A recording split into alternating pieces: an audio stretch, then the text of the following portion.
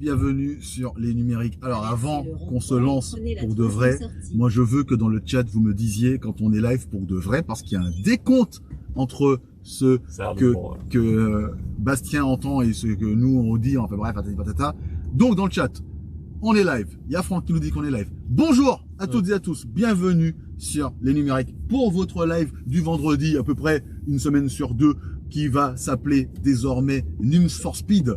Et franchement, on remercie Diogo pour cette trouvaille absolument fantastique, digne de Diogo. J'espère que vous allez bien. Aujourd'hui, on est à bord d'un véhicule qui... comment dire? C'est un véhicule qui a vocation à se vendre en France, en tout cas. Je pense qu'on est d'accord là-dessus. Déjà, on est avec Aurélien et Karl. On va commencer par saluer. Bonjour Aurélien, bonjour Karl. On n'a pas cette matinée ensemble, donc en fait, je fais comme si on s'était pas vu aujourd'hui, mais en fait, on a déjà bien discuté. Comment allez-vous? C'est vrai, toi? Mais Carlito, tranquillement. On est bien. On est là. On est bien. On est stabilisé. En plus, cette fois, j'ai vu. J'ai un stable. Stabilisateur. Donc, je disais, le i3008. Un véhicule qui a vocation à se vendre en France, en tout cas potentiellement. Donc on va rentrer dans les détails du véhicule, on va regarder son design, on va regarder un petit peu ce qu'il propose, ce qu'il ne propose pas, parce que aussi ça fera partie des choses sur lesquelles on va revenir. Vous allez voir, Aurélien, notre grand spécialiste du véhicule dans toutes ses formes, connaît très bien son sujet. Moi, j'ai une expérience en véhicule électrique, donc je connais un petit peu aussi mon sujet. Vous avez, des questions, des affirmations, des interrogations, des remarques, du bavardage, pourquoi pas. Eh bien écoutez, c'est avec plaisir qu'on va pouvoir discuter tous ensemble de tout ça.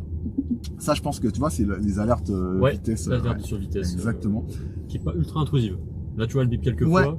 Et puis après, pas le faire, mais... après c'est tout. Ok, bon, ça va, c'est pas si mal. Elle le refait une fois de temps en temps. Ouais, histoire de te dire, Coco. C'est pas la plus intrusive. Ok. Alors, ça sera pas underground, il n'y aura pas de course-poursuite avec la police, les amis. Donc d'ailleurs, je vais dire bonjour dans le chat à Ginta, à Chirurgical Citron, à Guillaume, bien sûr, à Bastien qui est en régie de l'autre côté, qu'on embrasse, à Franck, à Skunk, à Dread Métis, Bass Funky, à Mel, on a Madingue la famille.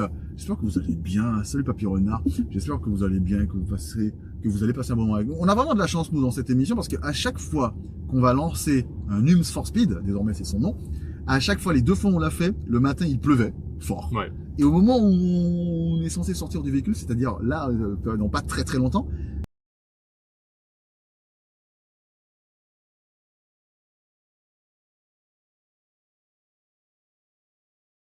eh bien, il ne pleut pas. On va espérer que ce soit le cas exactement comme la dernière fois, parce que quand on est retourné dans le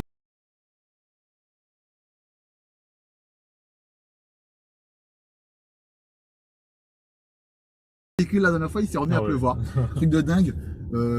On est avec Aurélien, on peut faire de l'actu 100% voiture, et moi, avec le temps qui passe, je me rappellerai toute ma vie, la première fois où j'ai participé à un live sur les numériques avec l'âme, et il parlait de voiture, moi je regardais avec de gros yeux, et il m'a dit, Chrono, tu verras, tu vas vite apprendre, parce qu'en fait c'est passionnant, la voiture c'est passionnant, et effectivement maintenant j'y connais un petit peu plus, je m'y connais un petit peu mieux en véhicule, et c'est vrai que de toute façon, la passion est toujours là quand on parle de tout et de rien.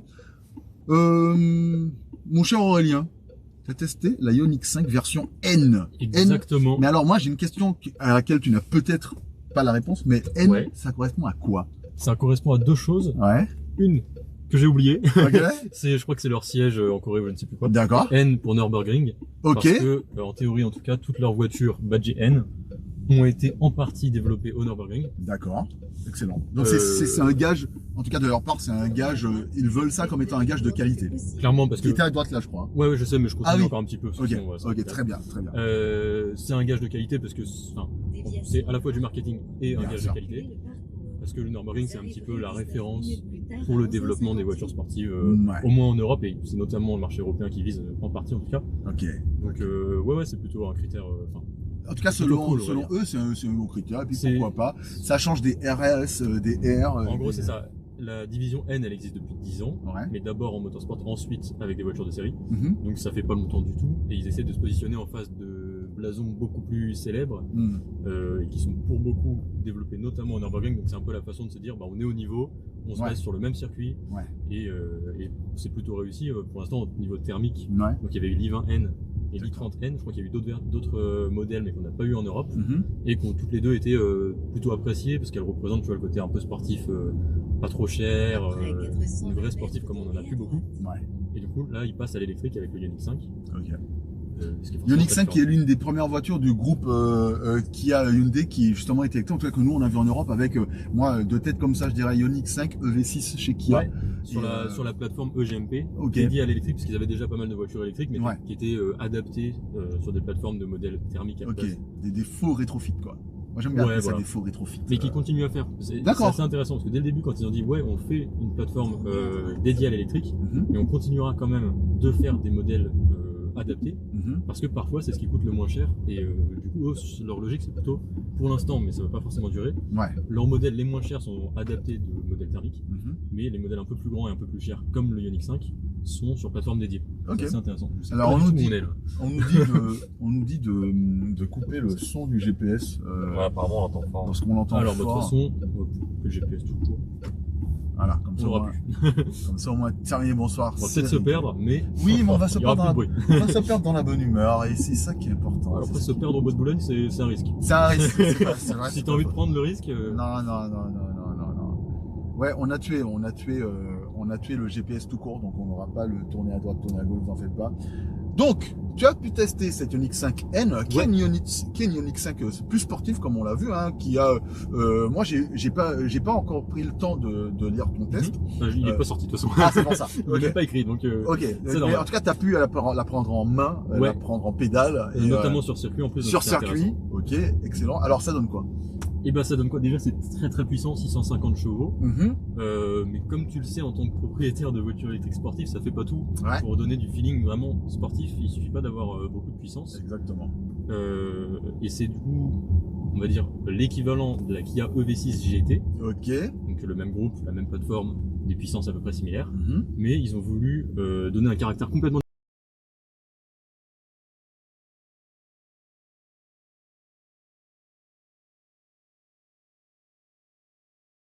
différent, avec en gros de la gamification entre guillemets.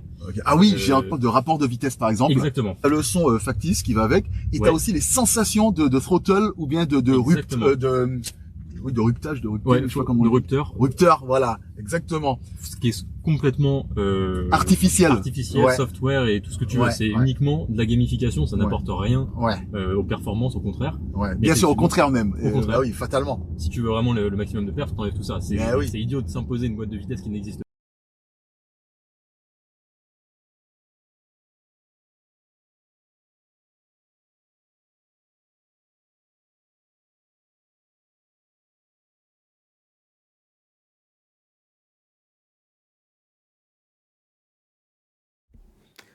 On a une petite coupure, normalement ça va revenir.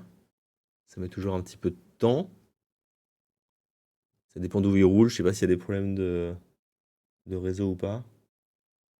On est d'accord que c'est coupé chez vous aussi là, hein?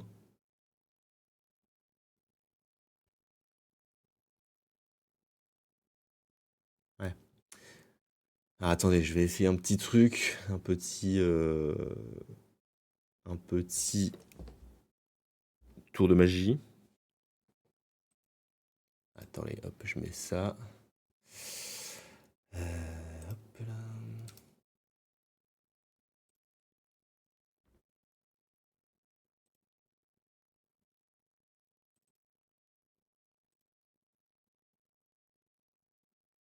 Ah, on est offline. Qu'est-ce qui se passe? Attendez, ça va revenir. Ça va ou sinon? Non. Ah, on est revenu, attendez. Normalement, on est bon. Non, ça frise toujours.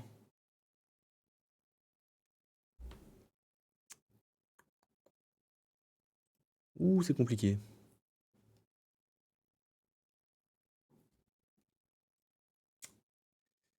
On va remettre ça un peu là.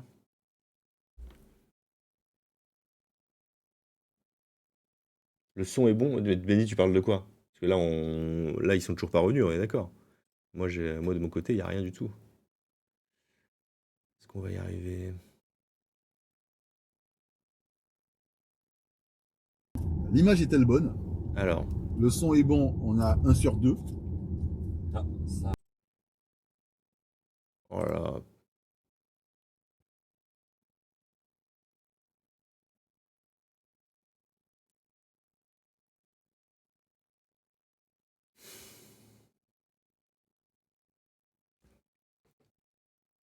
Galère. Après, je vais peut-être changer de sim, je vais voir. Ok.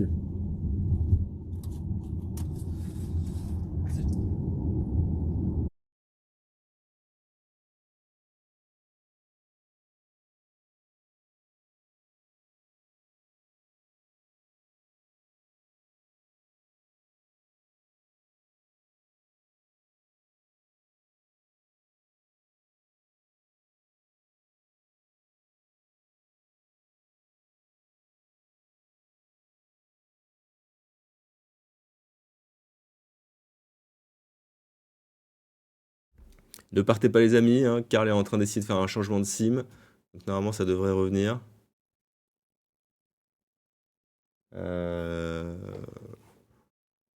J'attends que ça se reconnecte. On va dire que c'est de ma faute après. Oh là là.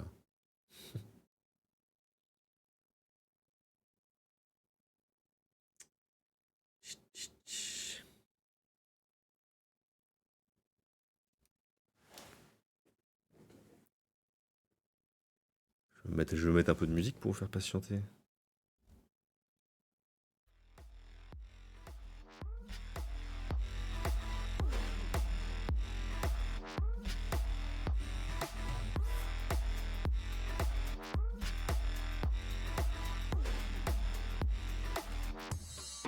Vous roulez en quoi, vous, si vous roulez en voiture? Vous êtes plutôt vélo, vous avez une voiture électrique, vous êtes en thermique encore, bande de dinosaures?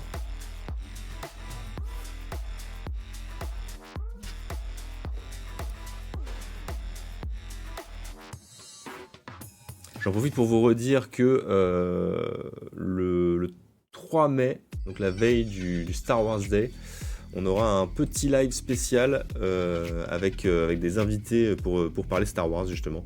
Donc on va parler de l'actu Star Wars, on va faire des petits jeux, on va faire des petits quiz, et on aura des invités normalement assez stylés, donc j'espère que vous serez là. C'est le 3 mai, ça sera à 11h30. Ça sera probablement avec moi-même, Julien que vous avez vu 2-3 fois sur le live, et Thibaut qui devrait passer une tête également. Alors, il n'y a toujours rien du côté de Karl. Donc on a quoi dans la réponse? Laguna 1, GPL, vélo méca, un bon vieux diesel, 308 thermique, vélo et voiture électrique, bravo Benifree.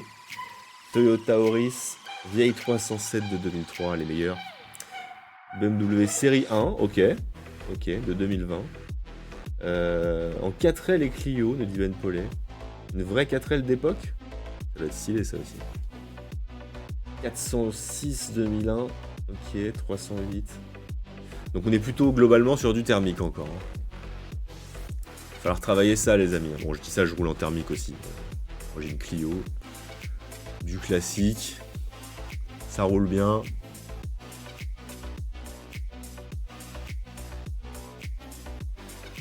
Prête-moi les sous. Peut-être qu'un jour on fera gagner une voiture électrique, on sait pas. J'attends les voitures à charbon. Les voitures à vapeur.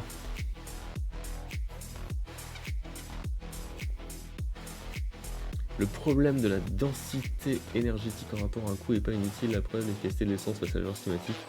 Si on oublie la question qu'on appelle les batteries cycliques, j'ai un doute.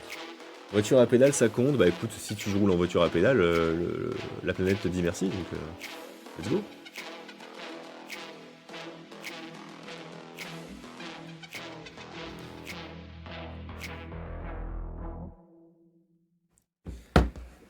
J'attends toujours le retour de Karl, le retour du roi. Salut Gpif, bienvenue, t'arrives en plein dans une petite pause puisqu'on a des problèmes de réseau. Puisque Karl, Chrono et Aurélien sont en vadrouille avec le i3008 de Peugeot, le SUV électrique de Peugeot. Et là Karl vient de me dire qu'il a changer de sim. Je reviens, me dit-il. Donc ça devrait pas tarder à revenir. Merci de rester avec nous. On est en train de parler de avec quoi on roule. Et je venais de dire aussi qu'on a un live le 3 mai pour parler de Star Wars. Donc ça sera aussi un vendredi. Voilà. Et je disais d'ailleurs dans le live de mercredi, si des gens vont si des gens dans le chat vont au concert du Grand Rex le 3 mai au soir sur Star Wars justement, j'y serai aussi avec certains camarades, notamment Karl, donc n'hésitez pas à vous manifester en amont. Vous aussi vous avez des petits Twitch un peu aléatoires. Alors non, moi j'ai pas ça. Je t'avoue, j'ai pas ça.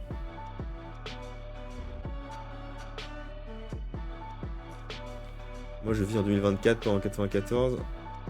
Donc maintenant tu parles de quoi? Attends, j'ai loupé un message.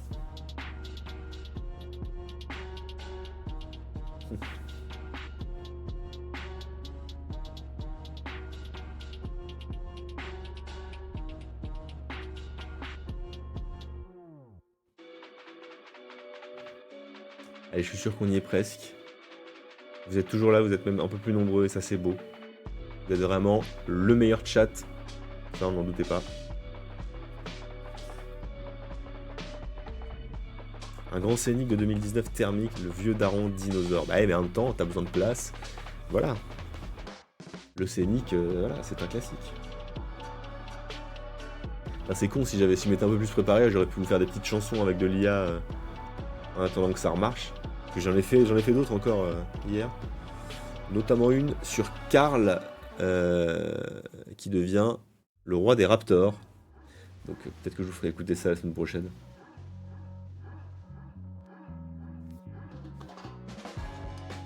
Je suis toujours à vélo sans batterie à 55 ans avec une petite charrette. Location pour les grands trajets et le local hors grille transport en commun. Et t'habites où de Rennes Métis du coup? Parce que si t'as des... Enfin ça dépend de la longueur de tes trajets quotidiens mais... Et maintenant un numéro de claquette de Bastien, ça sent que je meuble un peu.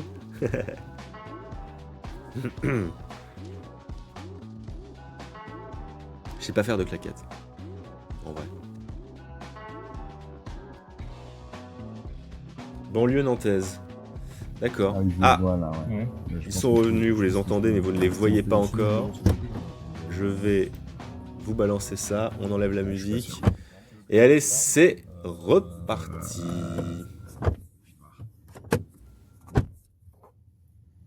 J'avance peut-être. Ils sont en train non, de se préparer. Si tu recules un petit peu, je pense que je suis bon. Stop, je crois que là... Ah merde, non, en fait, les deux sont trop collés.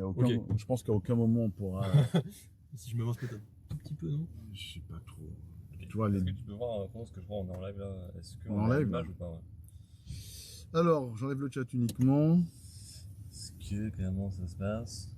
Est-ce qu'on a l'image? On a l'image. Ah, on a l'image, on est là depuis le début, ok. On a l'image. Alors, je remets le chat uniquement pour éviter... le chat uniquement. Appliqué. Salut les amis. Merci pour votre patience, le chat. On a récupéré notre connexion internet, on s'est garé à peu près au même endroit que la dernière fois, sauf que cette fois-ci il y a un peu plus de voitures, donc on s'est garé un peu plus loin. D'ailleurs, je ne sais pas si je peux sortir. Comment allez-vous? Est-ce que tout est bon pour vous? Vous nous recevez toujours très très bien? J'ai l'impression que oui. On était en train de parler de la Ioniq 5N que tu avais testé, Aurélien. Exactement. Et tu nous disais qu'en fait, au final, tous ces trucs artificiels là où on nous donne le choix, et ça pour moi c'est quand même le plus important, et bien malgré les a priori que tu avais et qui sont des a priori que moi aussi j'avais avant de regarder justement des essais un peu partout de gens qui disaient finalement ça marche plutôt pas mal, finalement t'es plutôt agréablement surpris. Moi je te dirais déjà, d'une part tu peux le désactiver, personne t'oblige à l'activer, c'est plutôt cool. Voilà. Enfin, c'est la moindre des choses même. Et effectivement, ça te donne un repère de vitesse. Parce qu'avec une voiture électrique, tu peux aller très vite, vraiment sans t'en rendre compte. Ouais. Ça, là, pour le coup, par exemple, tu vois, t'es sur circuit, tu sais que ce virage-là, tu l'as placé en troisième ou en seconde, peu importe. Voilà. Ça te donne des repères. C'est ça, parce que tu connais un petit peu, quand tu connaîtras la voiture, tu sais un petit peu à quel rapport est-ce que tu es potentiellement par rapport à ta vitesse. Ouais. Maintenant, il faut le voir uniquement comme de la gamification, uniquement comme un jeu, comme... Alors, autant qu'une voiture puisse être un jeu, évidemment, bien sur sûr. le public, c'est pas trop Bien censé. sûr. Mais faut le voir comme ça. Et à ce titre-là, je trouve que c'est plutôt intéressant. Ouais. Même si, faut pas, je pense, réduire la voiture à ça, c'est dommage. Oui. C'est vraiment, c'est du plus. Électrique, ça a plein d'avantages aussi. Faut pas les enlever et se dire, bah, on va juste essayer de copier du thermique. Mais là, c'est pas le cas, puisque encore une fois, tu peux le désactiver. Voilà. Et, c'est aussi une très bonne voiture électrique. Performante, sportive. T'as un mode Malgré drift son qui est assez marrant. gabarit. Enfin, t'as des trucs, c'est une vraie voiture sportive pour, évidemment, un crossover, on va dire. C'est un peu difficile de le classer, le Ioniq 5. Ouais. Mais en tout cas, pour une grosse voiture assez lourde, ils ont réussi à donner un feeling qui est plutôt sympa, même sur piste. C'est pas une voiture qui s'y prédestine, mais c'est plutôt sympa. Ouais, ça fonctionne, ça fonctionne. Donc, agréablement surpris par cette version de la Ioniq 5, personnellement, que j'attendais pas spécialement. Enfin, je sais même pas qu'ils allaient la sortir. Et à titre personnel, je suis pas extrêmement fan des voitures électriques sportives, en tout cas des versions sportives de voitures électriques, parce que souvent, c'est comme ce que je te disais, mais là, on a une petite discussion sur, pour moi, ok, tu fais un 0 à 100, tu fais un départ arrêté au péage, t'en fais quelques-uns, c'est marrant. Et à titre personnel, je me lasse très très vite. Pour moi, c'est juste une voiture électrique qui va vite. La plupart du temps. Je dis ça à part la Taycan. Ok, là j'avais vraiment un ressenti. T'as un vrai ressenti Porsche, t'as une direction qui est parfaite et tout. Ok, mais la plupart du temps sur des voitures un peu moins chères, je trouve que t'as pas un ressenti extrêmement sportif. C'est extrêmement performant, mais pas forcément super sportif. Justement parce qu'il te manque ces repères de son. Alors que la Taycan, elle a 2 rapports par défaut, c'est ça? La Taycan à l'arrière. T'as 2 rapports, mais en fait le premier il est utilisé je crois que pendant les launch control. En fait t'es tout le temps, enfin tu le sens pas du tout quasiment. T'as un mini à coup vraiment histoire des grosses accélérations, mais ça reste une voiture électrique classique quoi. Ok. Donc plutôt positif sur la Ioniq 5N. On a hâte de voir un petit peu ton test. Est-ce qu'il y a eu d'autres changements? T'avais vu essayer la Ioniq 5 tout court? Non, j'ai fait EV6, mais j'ai pas fait Ioniq 5. Donc là, t'arrives en fait tout fraîchement et tu vas pouvoir. Ça sera comme une découverte de la voiture dans son ensemble, dans sa version la plus sportive. Sachant que en plus ils ont apporté quelques modifications depuis le lancement. T'as quelques trucs qui sont lancés sur la version N et qui vont être dispo sur le restylage qui a été annoncé. Ah, ça c'est cool. Donc t'avais des trucs qui sont par exemple modifié le planificateur d'itinéraire. Je sais que c'est très important pour toi. Ouais, très important. T'as 2-3 trucs comme ça. Il y a une clé main libre, enfin c'est une clé téléphone quoi. Voilà. T'as 2-3 trucs qui ont été lancés, c'est cool. Ça reste plutôt une bonne voiture électrique au global, au-delà même du côté sportif. Et ça c'est important. Donc le sportif c'est du bonus pour quelqu'un qui en veut un peu plus, pour quelqu'un qui veut une version un peu spéciale. Après c'est vraiment sportif. C'est vraiment performant. Au niveau du châssis c'est très bon, la direction est parfaite, elle est très bonne pour un véhicule de cette catégorie. Plus la gamification, donc ça apporte un truc, c'est cool.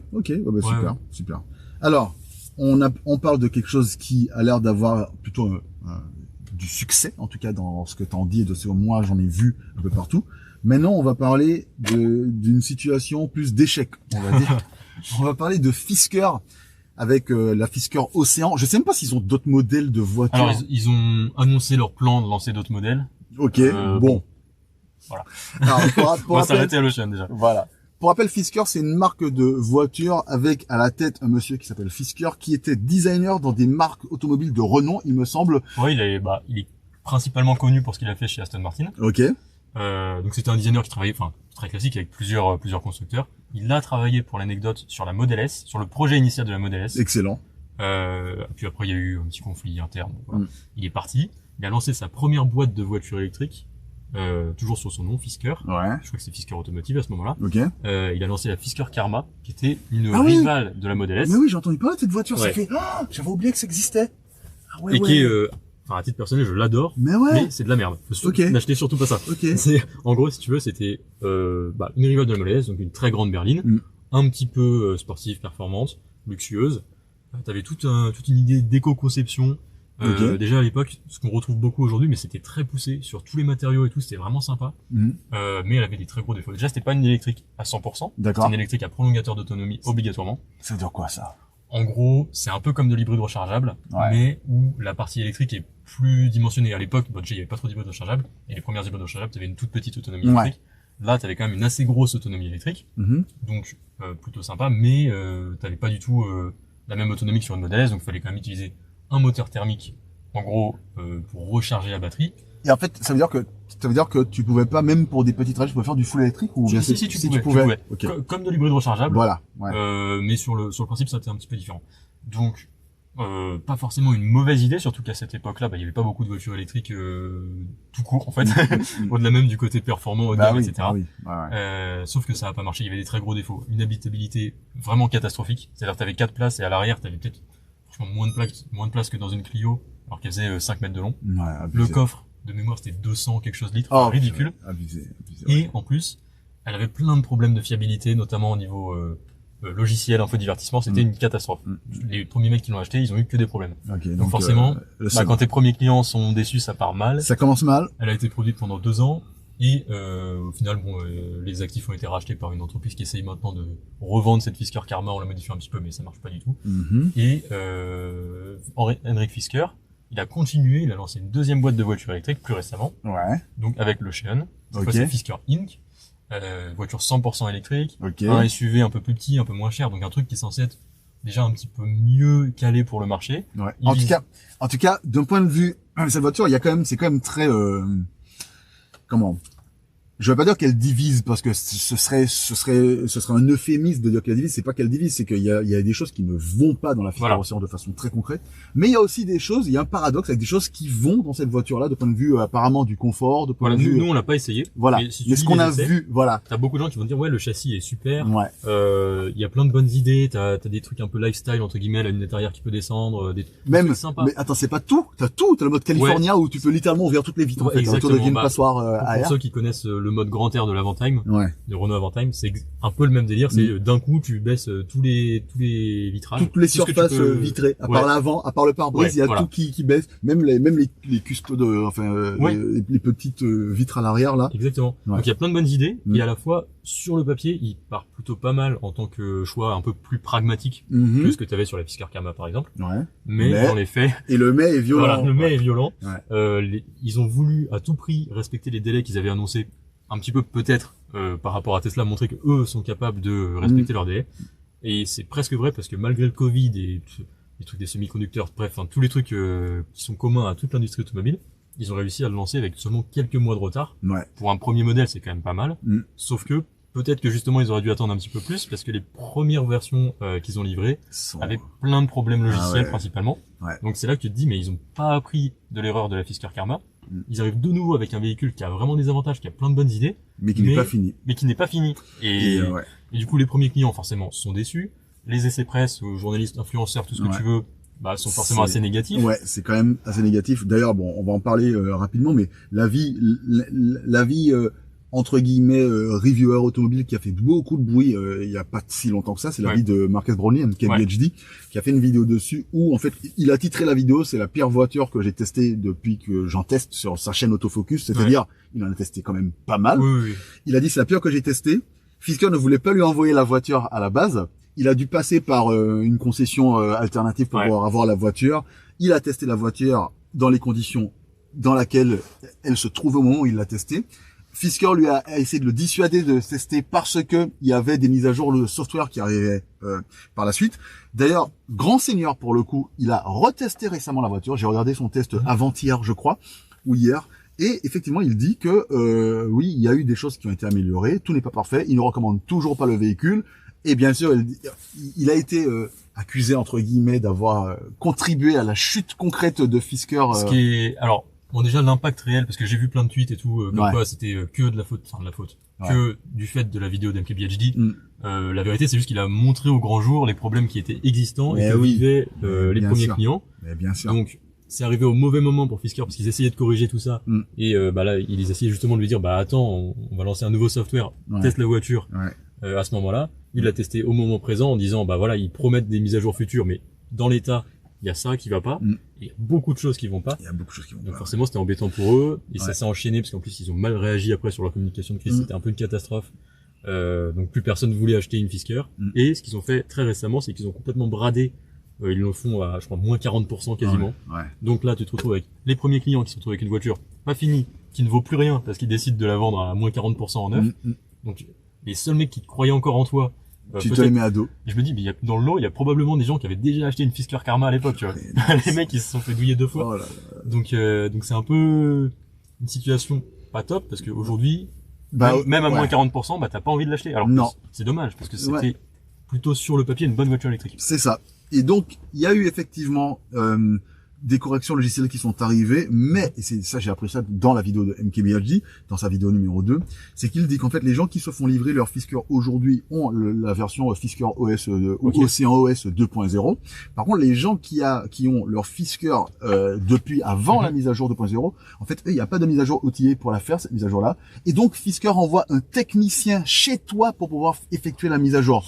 Et donc, en fait, heureusement, ils en ont pas trop vendu parce que... Bah ouais, parce qu'ils se posent la question. MKBHD dit, mais attendez, alors c'est très bien de leur part de faire ça comme ça et de le faire en fait tout court gratuitement. Par contre, pour une boîte qui est en train de gentiment, malheureusement pour eux, mettre la clé sous la porte, eh ben ça fait quand même de gros frais en plus par rapport à ce qui se passe, quoi. Mais tu sens qu'ils sont conscients des problèmes et même, je sais pas si tu avais vu, mais il y a un mec de chez Fisker qui a appelé le concessionnaire qui avait prêté la première fois à Market Bondly, ouais. Et donc la conversation a été enregistrée, ce que le mec de Fisker ne savait pas. Donc déjà il commence à reconnaître que en gros ça va pas du tout, qu'il y a plein de problèmes, donc ça part mal sur la communication. Et il disait bah ouais, on va envoyer un technicien. Et c'était quand même dans une démarche de dire ok, il y a plein de problèmes, mais on a envie de faire les choses s'améliorer. Ouais. Voilà. Donc ça partait pas mal, mais c'était déjà peut-être un peu trop tard. Enfin pour l'instant la boîte existe toujours. Ouais. Mais pour combien de temps, bah ça on sait pas.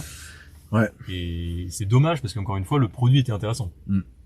Bon, écoute, on verra bien ce que ça va donner, mais c'est toujours triste quand il y a des gens qui essaient de faire des choses, qu'ils se foirent et qu'en fait, on sent qu'ils ont envie de bien faire quand même, mais que ça ne fonctionne pas. C'est comme ça que ça fonctionne, hein. Enfin, c'est comme ça que ça fonctionne. C'est dommage pour eux, mais c'est comme ça la vie. Il y a eu énormément de startups de voitures électriques qui ont tenu 3 ans et voilà. Il y en a qui tiennent et qui essaient encore de tenir et qui, je sais pas comment ils s'en sortent récemment. Par exemple, je pense ceux qui se voulaient comme étant les principaux concurrents de Tesla à un moment donné américains, c'est les Lucid. Je sais pas du tout ce qu'ils deviennent aujourd'hui. Ils sont, si je dis pas de bêtises, backés par un fonds d'investissement saoudien. Ok.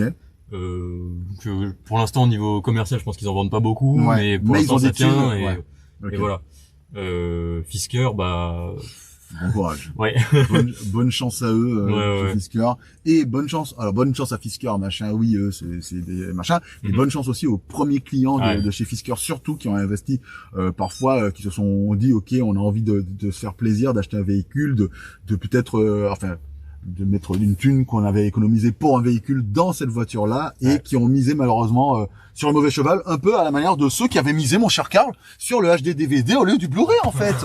Eh ben ouais, il y en a, moi j'en connais. Ça se trouve Bastien qui me regarde, il va me dire bah ouais, moi en fait je croyais en le HD DVD, le Blu-ray j'y croyais zéro. Thibaut Gomez-Léal, alors non lui, je pense qu'il a misé sur le Blu-ray d'entrée de jeu, mais il y en a qui avaient misé sur le HD DVD qui se retrouvaient avec un cale-porte. Voilà, ben écoutez. Voilà, et ben bon, ce serait peut-être un peu violent d'enchaîner sur cette i3008 direct. Vas-y. Mais c'est effectivement peut-être pas celui sur lequel miser. Ah ouais. Voilà.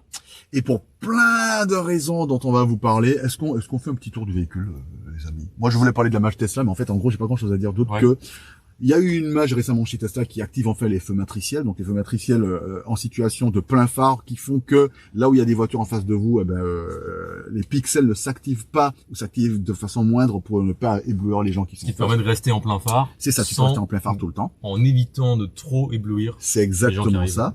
Et deuxièmement, là je viens de le voir sur Twitter, donc je change la fenêtre, je ne vous vois plus les amis sur le chat, mais je viens de voir un monsieur de chez Tesla qui dit que en fait on avait entendu effectivement qu'il y avait tout ce qui était lié au FSD, donc le full self driving de Tesla, qui pourrait arriver en Europe d'ici la fin de l'année parce que justement l'Europe est en train de regarder un petit peu comment ça se passait, de faire les évaluations avec Tesla.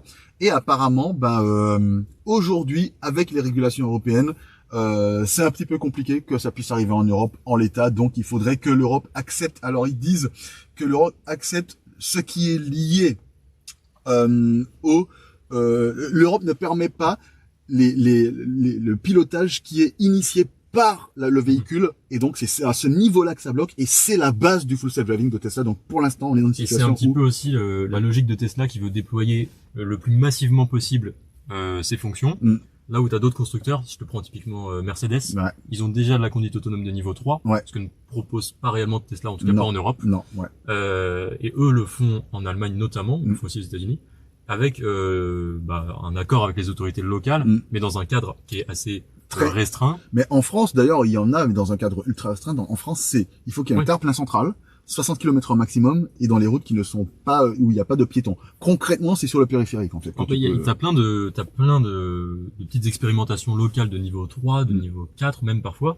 Mais c'est du truc local. C'est pas ce que vise Tesla. Tesla, eux, ils veulent déployer le truc le plus largement possible. Et c'est pas toujours possible. Non. Et d'ailleurs, dans leur logique de le faire le plus largement possible, c'est parce que toutes les données qui sont utilisées pour l'autopilote alimentent justement leur machine learning pour pouvoir justement l'utiliser à grande échelle. Bon, maintenant qu'on a fait le tour de l'actualité, je vois qu'on a fait le tour de toute l'actualité dont on voulait parler. Je vais vérifier quand même que j'ai bien tout. Non, c'est bon, on est bon. On va pouvoir. Je sais pas si je peux. Ouais, tu veux que je sorte et que je touche de ouais, je veux bien que tu regardes pour moi si je peux sortir tranquillement. Merci Aurélien. On va sortir, on va faire le tour parce que là, on est quand même là pour la i3008. Pour le i3008, le SUV de chez Peugeot. Donc on va faire le tour du véhicule et pour en parler. On est bon, tu crois? Ça passe, tu crois? Oh, mais t'es bon. Mais tu es doué. C'est bien ça, là. Ouais, j'ai vu, ouais. Hop là. Hop. Ok, les amis. Alors. On se met devant. Allez. On peut se mettre devant. Alors, le son là, ça va être un peu plus compliqué du coup. Le son va être compliqué, il faudra qu'on parle fort parce que les micros ils sont ici, c'est ça? Ouais. Ok, on va parler fort, t'inquiète. Alors, les gens dans le chat, est-ce que vous nous entendez encore correctement si je parle fort comme ça, sachant qu'Aurélien, t'as vu, il faudra vraiment qu'on pousse sur la voix pour voir. Ok, ça marche. Okay. Oui, c'est un SUV, mon cher Christian, parce que les SUV, c'est ce qui se vend le plus. Et c'est ce vers quoi les gens veulent aller en général. Je sais que nous, on est un petit peu des espèces... En voie de disparition. Voilà, parce que Aurélien, comme moi et certains dans le chat, nous, on préfère les voitures très très basses, un peu sportives. Oula, qu'est-ce que j'ai fait? Genre, c'est ChatGPT. Non, reste là. Wow. Il va être chiant, par contre. Il va faire ça tout le temps. Il va faire ça tout le temps. Il va faire ça tout le temps. Ah, c'est parce qu'on est à côté. Ok. Ouais.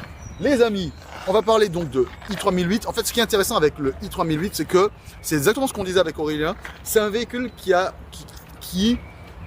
pour vocation de se vendre en France. C'est-à-dire que c'est un véhicule où ils ont déjà assuré les ventes avec les anciennes versions. Il y a des gens qui sont fidèles de ces véhicules-là, de cette marque-là. Et donc, ça veut dire que quand ils vont passer à l'électrique, ces gens-là vont faire la bascule un jour, peut-être à l'électrique. Et ces gens-là qui étaient satisfaits de leur i3008 avant, sont susceptibles de réenchérir. Et même de nouveaux clients sont susceptibles d'aller vers un Peugeot i3008 qui est très embêtant avec ses bip absolument tout le temps. On va le laisser verrouiller, c'est pas grave. On va le laisser verrouiller. on le déverrouillera quand il aura. Et donc, concrètement, qu'est-ce que c'est que le i3008? En gros, déjà le 3008, c'est la troisième génération qui est sortie en 2023. Okay. D'abord présentée en version électrique pour la première fois, parce qu'avant il n'y avait que des versions essence, diesel et hybride rechargeable. Là, le diesel est abandonné sur la troisième génération. C'était quand même une grosse partie des ventes du 3008, mais en 2024, ça commence à être compliqué d'avoir une offre diesel. C'était pas ce moteur-là qui avait un souci. Hein. C'était 1 litre de PureTech, c'était sur la deuxième génération. Okay. Le moteur essence, le plus classique de chez Peugeot, on va dire PSA, entre guillemets, Stellantis du côté PSA, ouais. Qui a eu plein de problèmes. Ouais. Là, c'est plus le cas. Il y a toujours un 1 litre 2, mais micro-hybride et qu'il y a un truc nouveau. Okay. La courroie ne baigne plus dans l'huile, donc il n'y a plus de problème. Okay. Non, enfin, il n'y a plus de problème. Il n'y aura plus les problèmes de l'ancien litre de PureTech. Ça ne veut pas dire qu'il sera fiable, ça on n'en sait rien. Ouais. On va pas s'avancer là-dessus. Mais en tout cas, il y a une nouvelle version 100% électrique. Celle-ci donc. Attends, excuse-moi. Le monsieur qui parle s'appelle Aurélien, c'est notre journaliste auto sur les numériques qui fait une grande majorité des tests et qui m'avait conseillé à l'époque où moi je voulais acheter ma Tesla et qui avait lui-même testé la Tesla Model 3 Performance à l'époque. Donc j'étais allé le voir, il m'avait dit vas-y, tu peux y aller. Donc c'est notre journaliste auto, c'est Aurélien et c'est avec lui que je ferai tous les lives Nums for Speed. Parce que moi j'adore. Le nouveau nom. Le nouveau nom. Et donc voilà, excuse-moi, je t'ai interrompu. Donc là on est sur la version i3008. Donc on a passé 3 générations. La deuxième avec le PureTech. Ils sont passés sur du micro-hybride, comme quoi je t'écoute pour de vrai, tu vois. Exactement. Et là maintenant, on est sur du i3008 100% électrique ou hybride. Ou micro-hybride. Micro-hybride. Okay. Gradation légère. Je sais même pas ce que ça veut dire moi. En gros, ça veut dire que c'est de l'hybride où tu vas très peu pouvoir rouler en électrique. D'accord. Avant, c'était pas du tout. Maintenant, là, ils ont des. Enfin, ça fait pas une grande différence avec de l'hybride classique, comme l'Arcana qui passe juste à côté de nous. Ouais, qu'on a entendu avec full hybride. Ouais. Exactement. Ah, ça, c'est de l'hybride aussi. Donc ça, là, il était en full électrique. Ça, c'est du full hybride, donc pas rechargeable, mais où tu peux rouler en électrique un petit peu pendant des courtes périodes. Ok. Donc, la deuxième génération de 3008, c'était un succès énorme. Je pense que de toute façon, n'importe qui habite en France le voit. Il y en a partout. On en voit partout.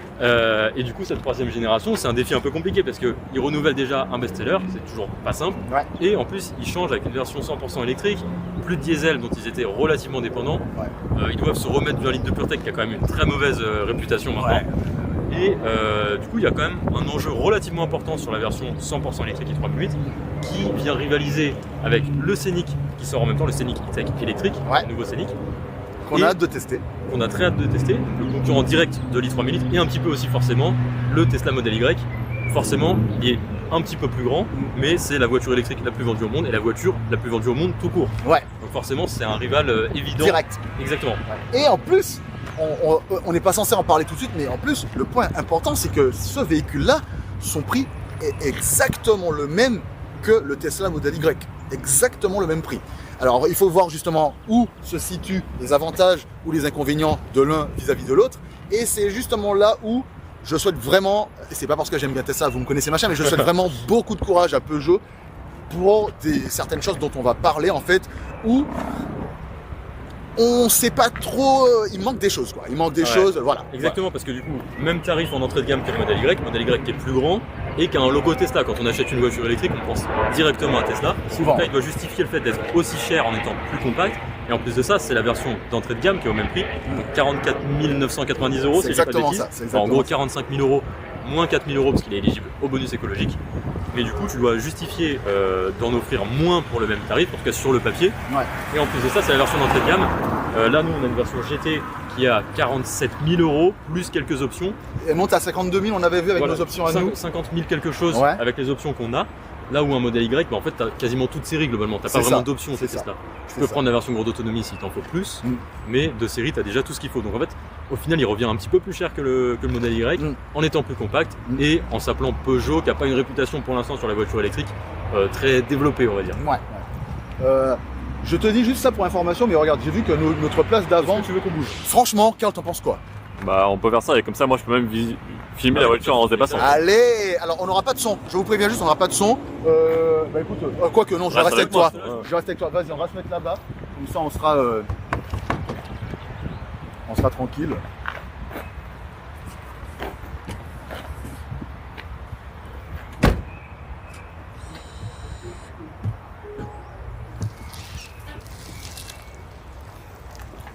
Je t'ai écrasé, Karl. Hein. On va éviter. Je surveille où tu n'étais pas pour éviter de.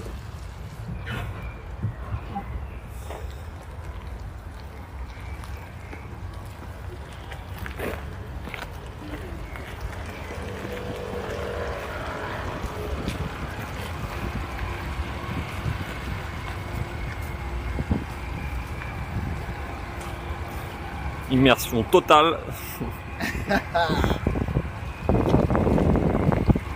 Salut Krisha.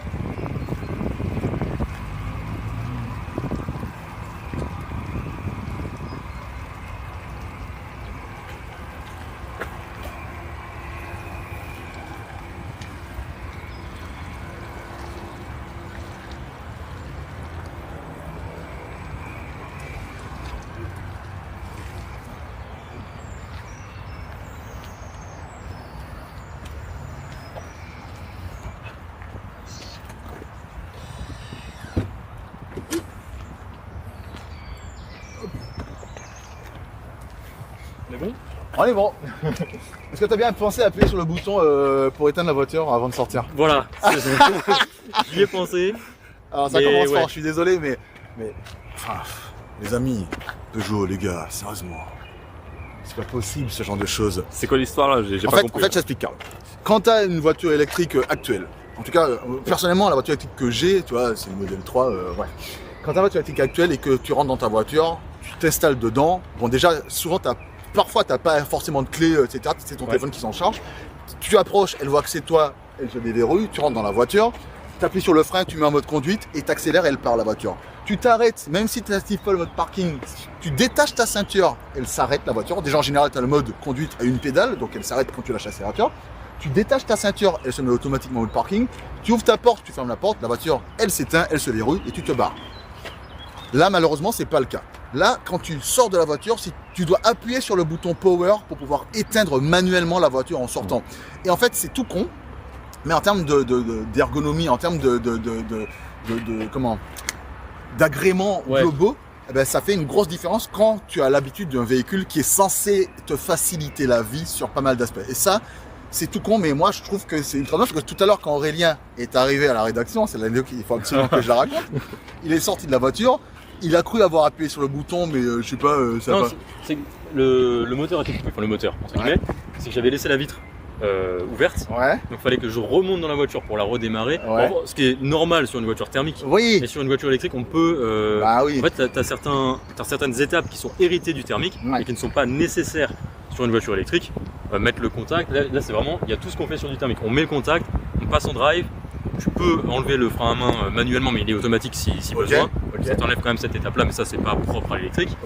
Mais sinon, il faut bien que, par exemple, tu t'arrêtes, tu passes en parc, tu éteins la voiture. Donc tu as toutes les étapes. Alors, c'est pas du tout la seule voiture électrique à conserver ce genre de choses. Bien sûr. D'ailleurs, à l'époque, les Kia c'était aussi comme ça. Oui, voilà. Les V6, etc. Je crois que ça a été amélioré, mais c'était aussi le cas avant, sur les Kia par exemple. Mais c'est dommage quoi. Elle arrive aujourd'hui. Elle arrive aujourd'hui. Chez Tesla, depuis moi j'ai connu une Model S de 2016. C'était déjà le cas. En 2016, tu vois.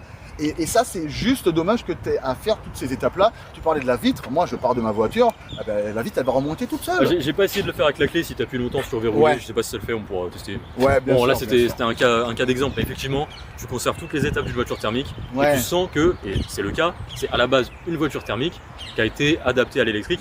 C'est une nouvelle plateforme qu'ils appellent multi-énergie. Donc, elle a été pensée d'origine pour de l'électrique. Mais c'est pas une plateforme dédiée à l'électrique. Je vois la nuance. Contrairement au Scénic ou évidemment au modèle Y.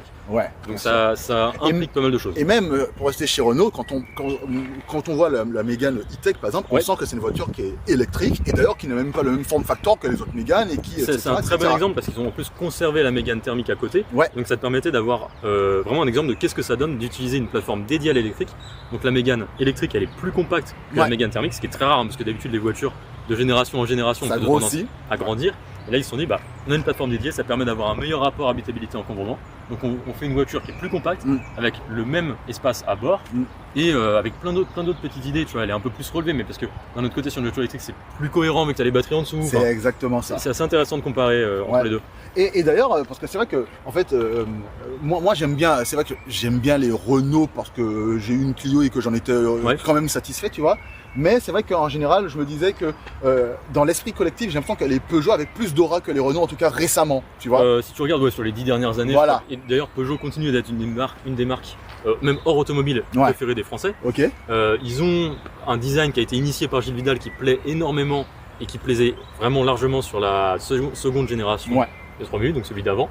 Là, faut savoir que Gilles Vidal, il est passé chez Renault, ce qui fait que chez Renault, on trouve les influences qu'on avait chez Peugeot il y a quelques années. Ce qui est assez intéressant à voir. Le Rafale versus 408.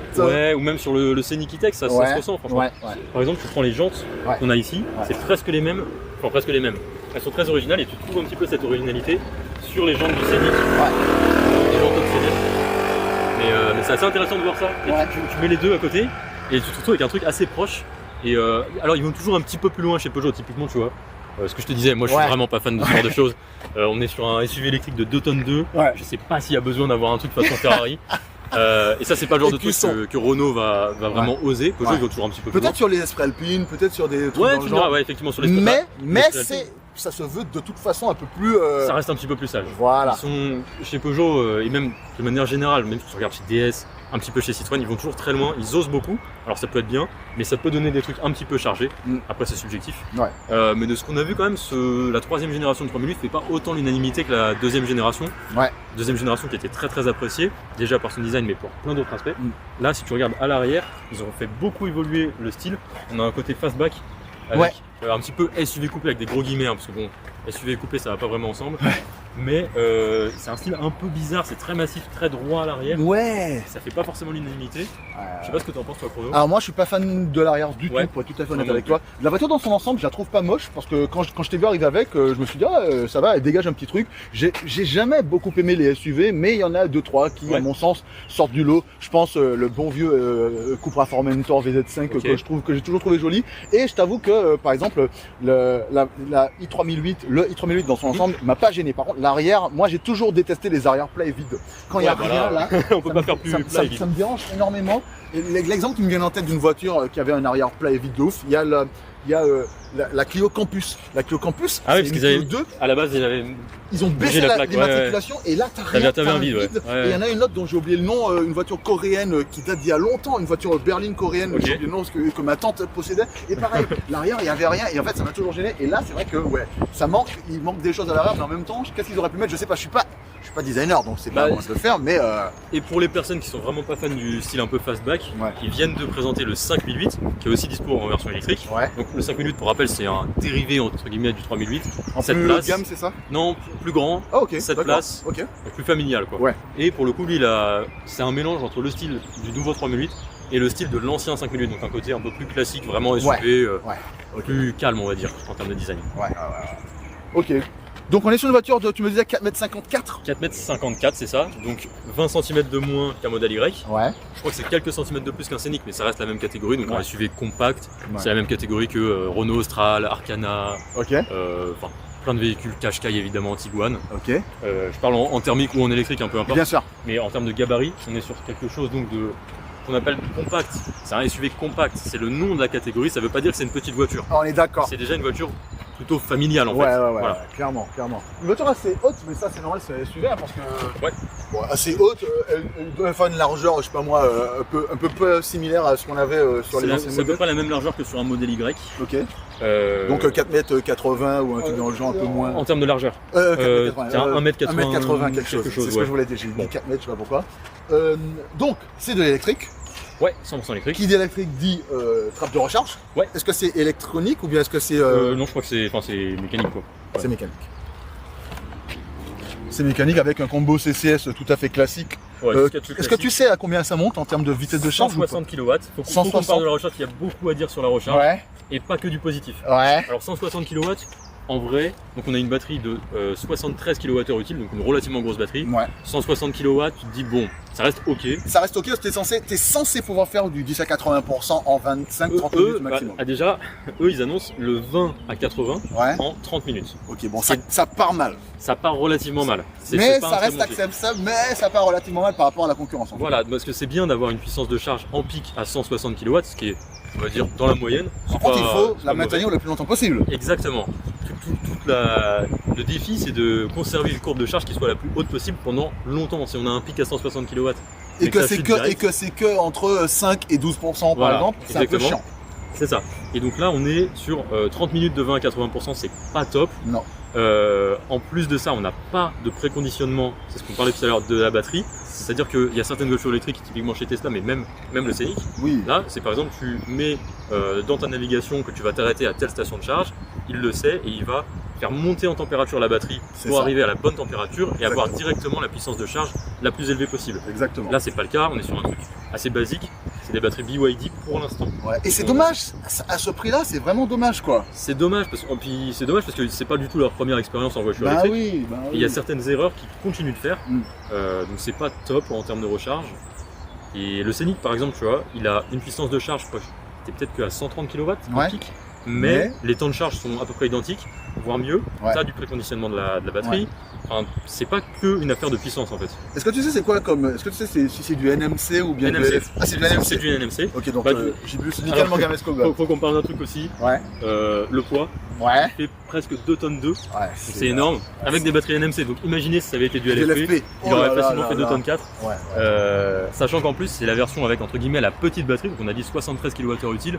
Ce qui est pas petit en soi. Non, parce que quand on parle de... En fait, petite batterie, quand on regarde ce qu'avait fait par la Meganitech, la petite batterie c'était 40 kWh et la normale c'était 60. Exactement, et sur le Scénic il commence à 60 kWh utile et ensuite tu as une version 87. Ici c'est 73 ou 98 kWh comme un modèle S de l'époque. Voilà, sauf que là on est sur un véhicule qui est beaucoup plus compact, qui est pas du tout sur le même segment.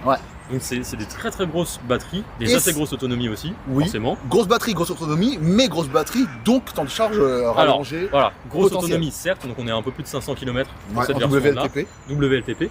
Donc forcément en condition réelle ce sera moins, mais c'est quand même plutôt très bien, c'est plus qu'un modèle Y qui est pourtant, enfin un modèle Y propulsion de base, qui est pourtant un segment au-dessus, c'est aussi plus qu'un Scénic, mais toi tu le sais très bien en tant que conducteur de voiture électrique, c'est bien d'avoir une grosse autonomie, mais ce qui est peut-être le plus important c'est d'avoir des consommations basses et des puissances de charge élevées. Ce qui va te permettre de t'arrêter, on va dire 10 minutes et d'avoir X kilomètres d'autonomie regagnée. Ce qui est le plus important ici, il consomme forcément un petit peu parce que 2 tonnes 2 c'est énorme. C'est énorme. En vrai, la conso, j'ai l'impression que tu tournes entre 17 et 20 kWh au 100, ce qui est pas si catastrophique. Mais ça reste relativement beaucoup.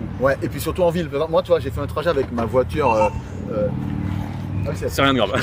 J'ai fait un travail avec ma voiture ce matin pour venir au travail en passant par le périph, tu vois. Ma voiture c'est une version performante, donc c'est pas une version qui est pour l'économie, oui, etc. t'as les grandes jantes, etc. Voilà, et ben j'ai été à 15.6. Ouais. Tu vois, après là, je pense que si tu fais que de la ville, tu seras peut-être dans ces eaux-là. Ouais. Mais forcément, tu feras pas des miracles avec 2 tonnes d'œufs, c'est logique. Moi, à 136 km/h, j'avais envoyé la capture à Maxime que j'embrasse fort parce que j'avais fait un pari.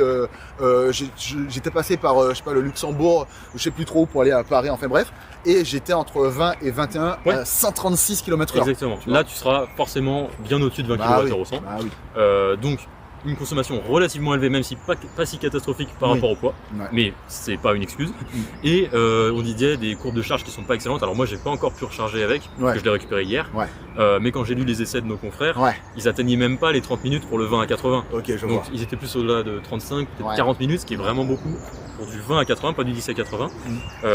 Donc ce sera pas forcément l'allié idéal pour les longs trajets, malgré sa grosse batterie, qui en plus l'handicap sur le plan dynamique, puisque forcément tu n'auras pas le même comportement routier quand tu as un véhicule qui fait 2 tonnes d'œufs. C'est je crois 500 kg de plus que l'ancienne version thermique, voire plus. Donc forcément c'est rien à voir en fait, en termes de conduite. Et alors sur cette voiture là, juste pour rester sur alors le design global, on a 2 finitions, mais 3 motorisations potentielles à venir en tout cas. Alors aujourd'hui on n'a qu'une seule motorisation, mais il y en aura d'autres qui vont arriver. Pour l'instant, dans la gamme 3008, thermique comme électrique, tu as 2 finitions, allure, donc la classique, et GT un petit peu plus sportif, c'est pseudo-sportif, c'est principalement visuel. C'est celle qu'on a à l'essai aujourd'hui. Les deux sont dispo en micro-hybride ou en électrique, sachant que l'i3008, donc la version 100% électrique, il y aura plusieurs versions, plusieurs motorisations. Pour l'instant, tu as une version 210 chevaux, 73 kWh en traction, celle qu'on a.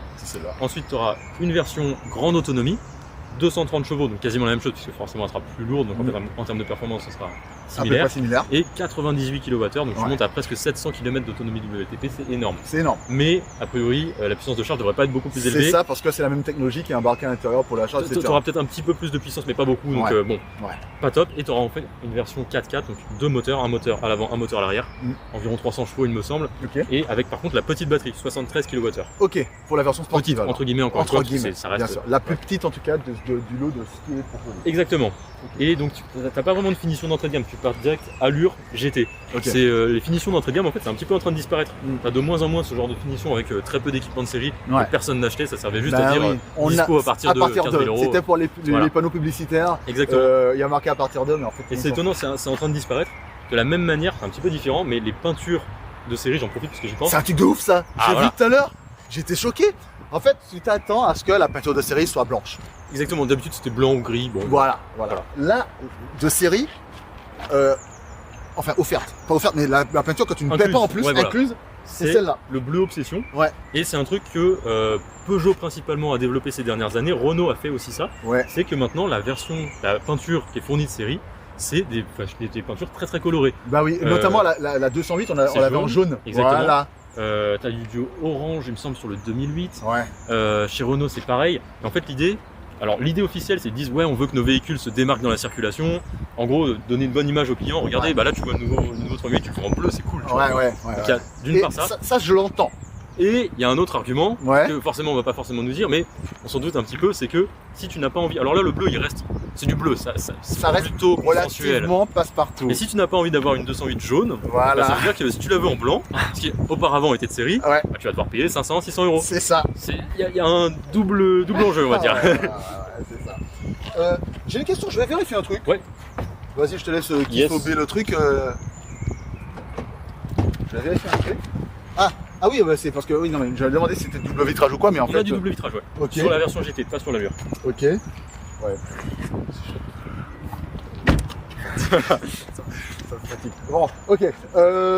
Alors, sur la version GT, j'ai remarqué quelques différences en termes de finition, effectivement, par rapport à la version allure. Notamment le fait que ici c'est laqué, alors que c'est un truc un peu mat, mais pas un mat sexy pour la version allure, c'est un mat un peu plus plastique basique. Tu as plus de partie noire, pareil, le toit en noir. Voilà, la partie là, toute cette partie là elle est en noir, alors que sur la version allure, en fait, ça déborde un peu plus, je sais plus où est-ce que j'avais vu.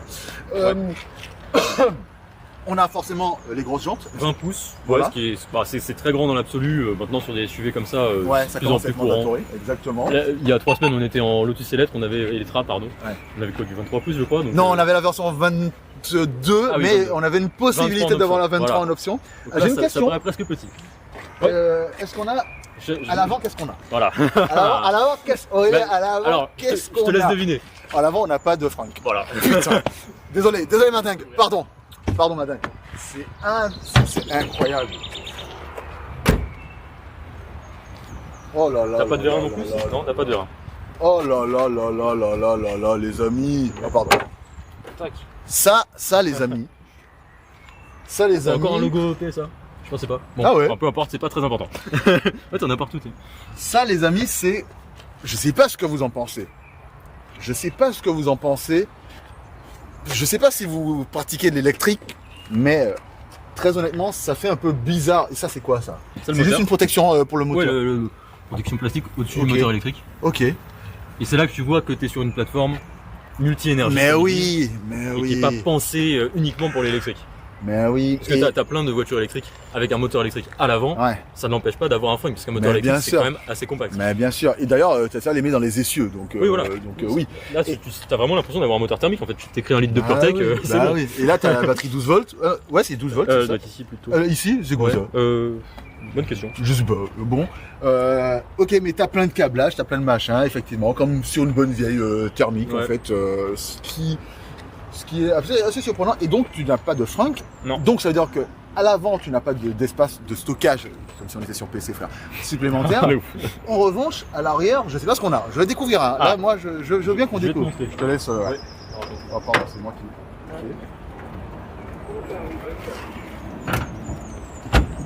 Ok. Qu'est-ce qu'on a à l'arrière? Le moteur est massif. T'as raison, hein. Beaucoup trop, enfin, très très gros par rapport à ce à quoi on peut s'attendre. Ouais. Est-ce qu'on a un coffre électrique? Ouais. Sur la GT, oui. Ah. Ouais, quand même. Au moins. Effectivement, tu as les câbles de recharge qui traînent ici, puisque tu ne peux pas les mettre dans le frunk. Attends. Ouais, t'as un double fond, là il est en bas. Ouais, attends, il se lève en entier. Ouais. Ok, ou tu peux en mettre ici. Ouais, ça va. Et le double fond, il est plutôt correct. Ouais, en vrai. C'est profond. En tout, t'as 520 litres. Ah, c'est pas mal en fait. 520 litres, ça inclut le double fond. Ouais. Donc c'est, en vrai, pour le gabarit, c'est normal. Ouais, c'est pas incroyable. Non, mais c'est pas mal. Bien. Mais effectivement, si tu mets tes câbles en dessous et que tu veux aller à une station de recharge, mais t'as mis tes affaires dans le coffre, voilà. C'est pas pratique du tout. Voilà. C'est là que t'es content d'avoir un frunk, même avec une petite capacité, mais au moins pour mettre les câbles. Ouais. Et rabattable en 3 parties. 40-20-40. Ouais, voilà, ça commence à être un peu classique, mais c'est plutôt bien. Sur un véhicule un peu familial, ouais, c'est cool. Voilà, c'est plutôt bien. Un haillon. Ouais. Bon, certains ne le font pas, moi mon véhicule n'a pas de haillon, même si moi j'ai 550 litres de coffre sans compter le frein. Oui, sur la Model 3 c'est vachement dommage. En plus, esthétiquement t'as l'impression qu'il va y avoir un haillon et c'est pas le cas. Il n'y en a pas. Mais on va dire qu'en termes de coffre, on est plutôt pas mal. Le seuil de chargement, tu vois, il est relativement haut, mais c'est logique pour un SUV, il n'est pas particulièrement haut. Tu peux éliminer la marche en mettant le faux plancher à ce niveau-là. Ok. Donc c'est plutôt pas mal. Ça fonctionne. Bien, c'est normal. Ça fonctionne. Il faudra juste faire attention, tu vois, dans des parties. Ouais, exactement. Ouais, ça peut monter trop. On peut régler ce genre de choses ou pas? Généralement, oui. Ouais. Souvent, c'est quand tu t'appuies longtemps. Voilà, c'est ça. Je sais pas pour le 3008. J'ai pas essayé. Mais j'imagine. Ok. Maintenant, moi, j'ai envie qu'on voit. On a fait le tour. On a vu les jantes, on a vu les finitions laquées. J'ai envie qu'on voit l'habitabilité. Déjà, Carl, j'ai une question pour toi qui était assis derrière. Oui. Est-ce que tu étais à l'aise? Ça va. Bien. Est-ce que tu étais bien installé? J'étais plutôt bien. Après, j'ai remarqué que je m'attendais que ce soit plus spacieux que ça en avait l'air. Ok. Mais sinon, il y avait quand même la place qu'il fallait. Ok, donc en fait, quand tu la vois d'extérieur, tu te dis, ok, ça va être grand. Et en fait, il y aura de la place à l'arrière. Dedans, tu dis, ça va, mais c'est un peu serré quand même. Ouais, ok. Bah, effectivement, en fait, il fait quelques centimètres de plus que la génération précédente. Bon, ça c'est classique, c'est quasiment à chaque fois. C'est pas forcément une bonne chose, mais c'est comme ça. Par contre, à l'intérieur, l'espace arrière aux jambes est inférieur à la génération précédente. D'accord. Qui était dans la moyenne. Et du coup, là, c'est vraiment un petit peu décevant vis-à-vis du gabarit. Ce qui est drôle, c'est que toi, tu fais à peu près ma taille. Regarde. Regardez. On est à peu près. Moi, je fais 1,91. Moi, je suis en dessous, je peux faire 1,88. Vous êtes pareil. Franchement, vous êtes pareil. Toi, t'as les cheveux qui compensent. Allez, c'est ça. Les cheveux, ça on est pas mal. Donc, ce que je vais faire, c'est que moi, quand je règle ma voiture pour moi, et en plus, moi, j'ai une conduite très jambes tendues. Ok, pas comme moi pour le coup. Toi, t'es plus proche. Je suis plus proche du volant. Donc, en fait, je vais m'installer derrière Aurélien pour voir un petit peu comment est-ce que moi je suis quand je suis assis derrière. Déjà là,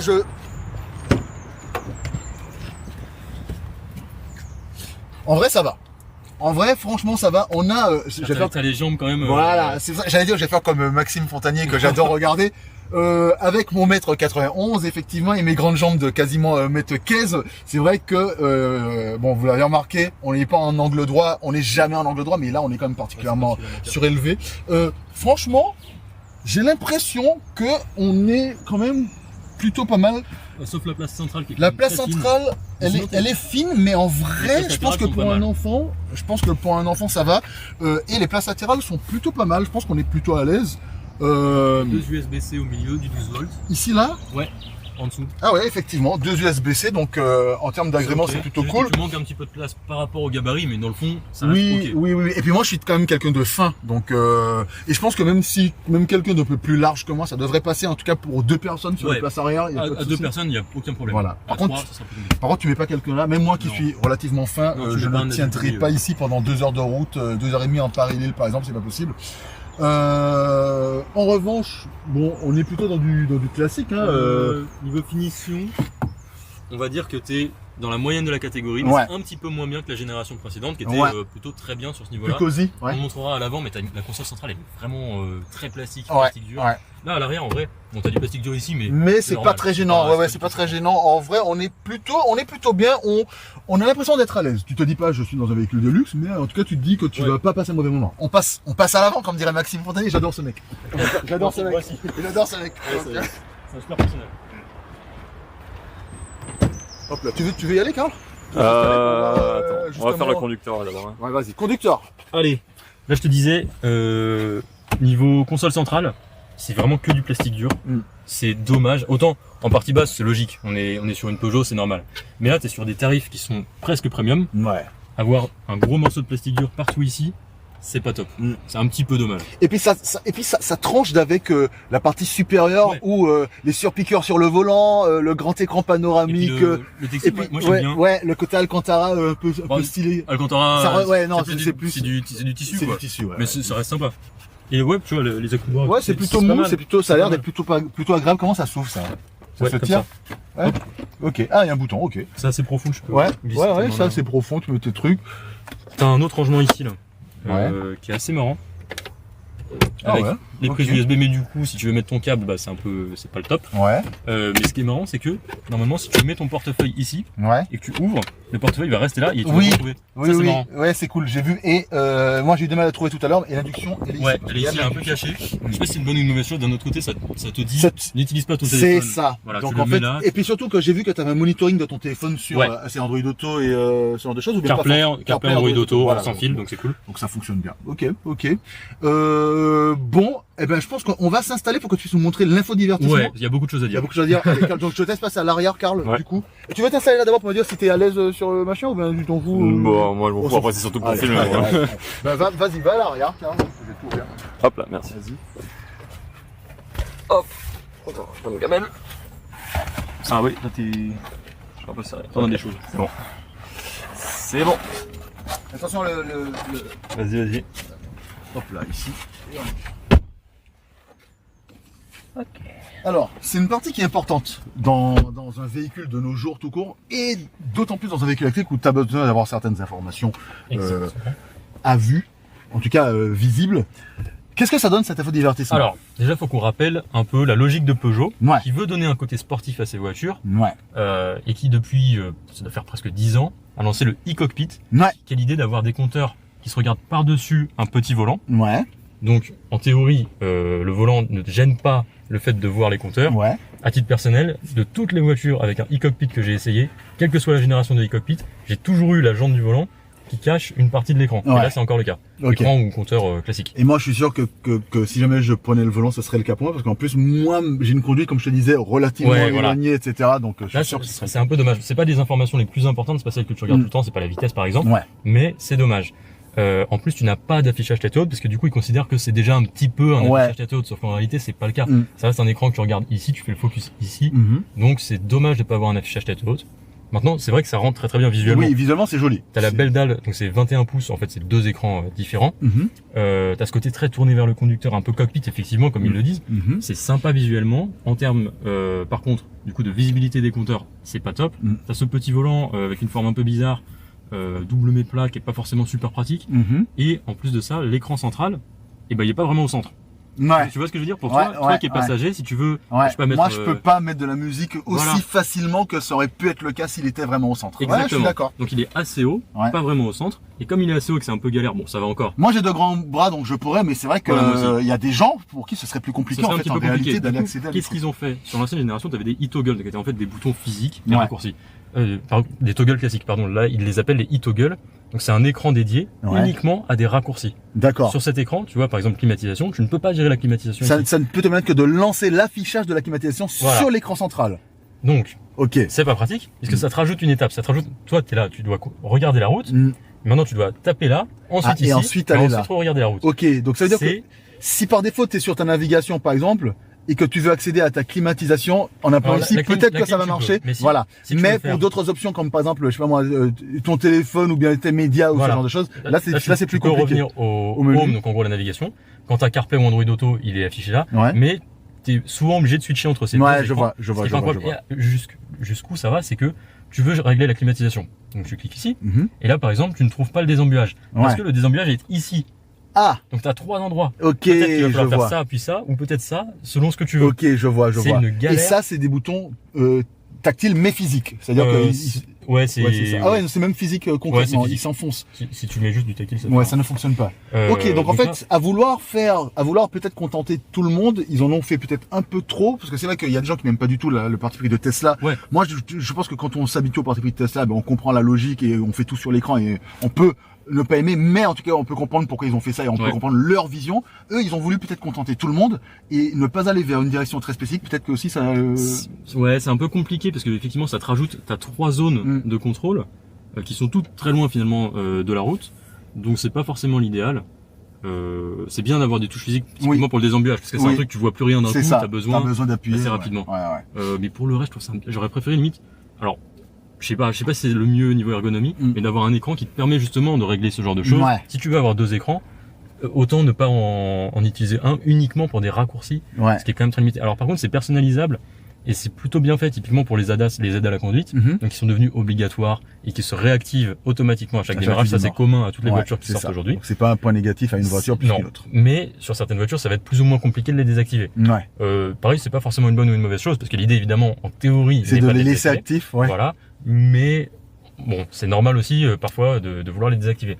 Là, c'est plutôt pas mal puisque tu cliques une fois, donc tu switches, tu passes là. Peut-être que tu peux le mettre sur la première page. En amont, Et ensuite, tu as le système raccourci. En gros, là, tu as toutes les fonctions, toutes les aides à la conduite. Et il y en a certaines que tu vas pouvoir mettre en raccourci. En favori, Et donc, c'est la page qui va s'activer automatiquement quand tu cliques sur ADAS. C'est plutôt pas mal. Ensuite, tu les désactives manuellement si tu as envie de les désactiver. C'est pas aussi bien fait que chez Renault où ils ont un bouton qui permet de retrouver ces réglages prédéfinis d'un coup, c'est encore mieux. Mais tu vois, tu as quelques bonnes idées. Maintenant, tu te dis, ok, c'est très joli, mais est-ce que ce serait pas mieux juste d'avoir un écran classique qu'on voit mieux, qui est pas caché par la jambe du volant, un affichage TOT et un écran central qui est vraiment au centre. Avec un seul écran, mais voilà, plus classique, je pense que ce serait clairement mieux. Et même niveau ergonomie, il y a plein de choses qui sont pas l'idéal. Tu disais, là tu démarres, tu as la commande de boîte. Par contre, le frein de parking, alors certes il est automatique, mais il est là. Ça veut dire que si tu veux l'activer manuellement, là c'est une galère. Il est super loin du reste des commandes de démarrage entre guillemets. Parce qu'en fait, tu peux pas me maintenir là-haut pour aller à parking. Peut-être tu le mets en P et le frein de parking est automatique. Donc t'as pas besoin. D'accord. Voilà. Mais c'est pas l'idéal. Tu le cherches un petit peu ici, tu vois. Et d'ailleurs, c'est là qu'il était avant.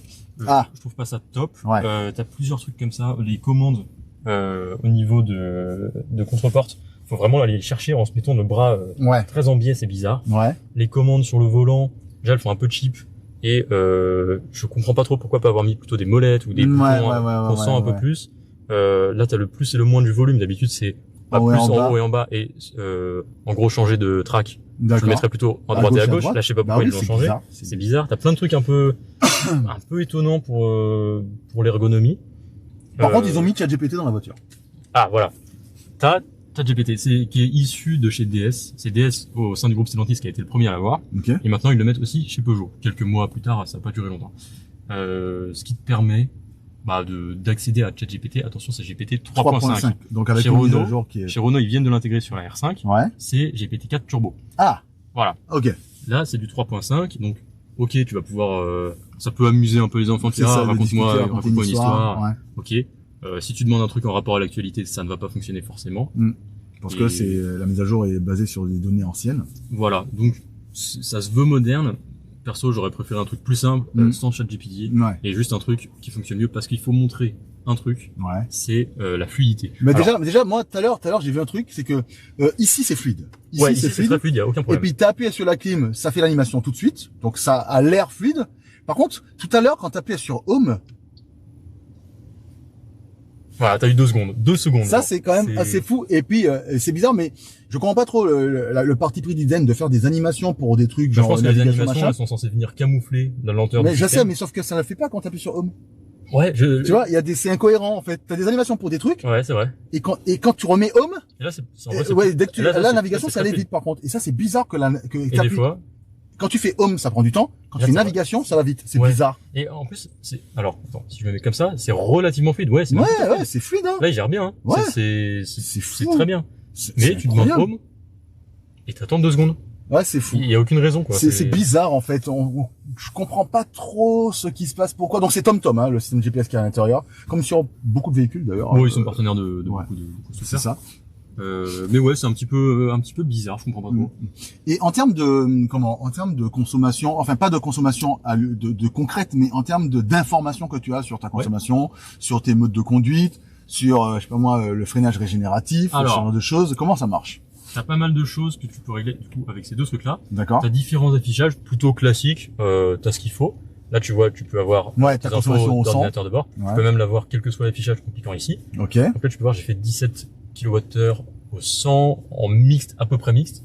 Mixte sans trop d'autoroute quand même. Ouais. Plutôt optimiste. Ok. Au niveau des infos que tu as sur la récupération d'énergie. Tu l'as ici. T'as 3 niveaux. Et tu règles avec des palettes. D'accord. Les palettes, c'est plutôt ergonomique. Ça te permet de les régler à la volée comme ça. Alors, point important, ça ne sert à rien de rétrograder entre guillemets avant un virage. Ça fait exactement la même chose que si vous appuyez sur la pédale de frein. Le début de la pédale de frein est dédié à la récupération d'énergie. D'accord. C'est plutôt sympa de pouvoir le régler facilement. Attends, ça moi je savais pas, moi je connaissais pas ça. Le début de la pédale de frein, c'est la récupération d'énergie. En fait, la récupération d'énergie, c'est pas que au lever de pied.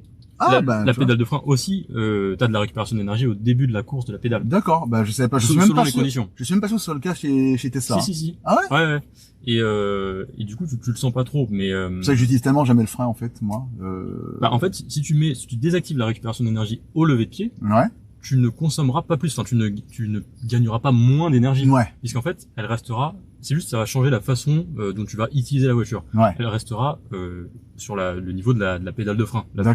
Le début de la course de la pédale de frein, ce sera la récupération d'énergie, et ensuite ça switch. C'est une transition qui est normalement plutôt fluide vers le freinage classique par friction.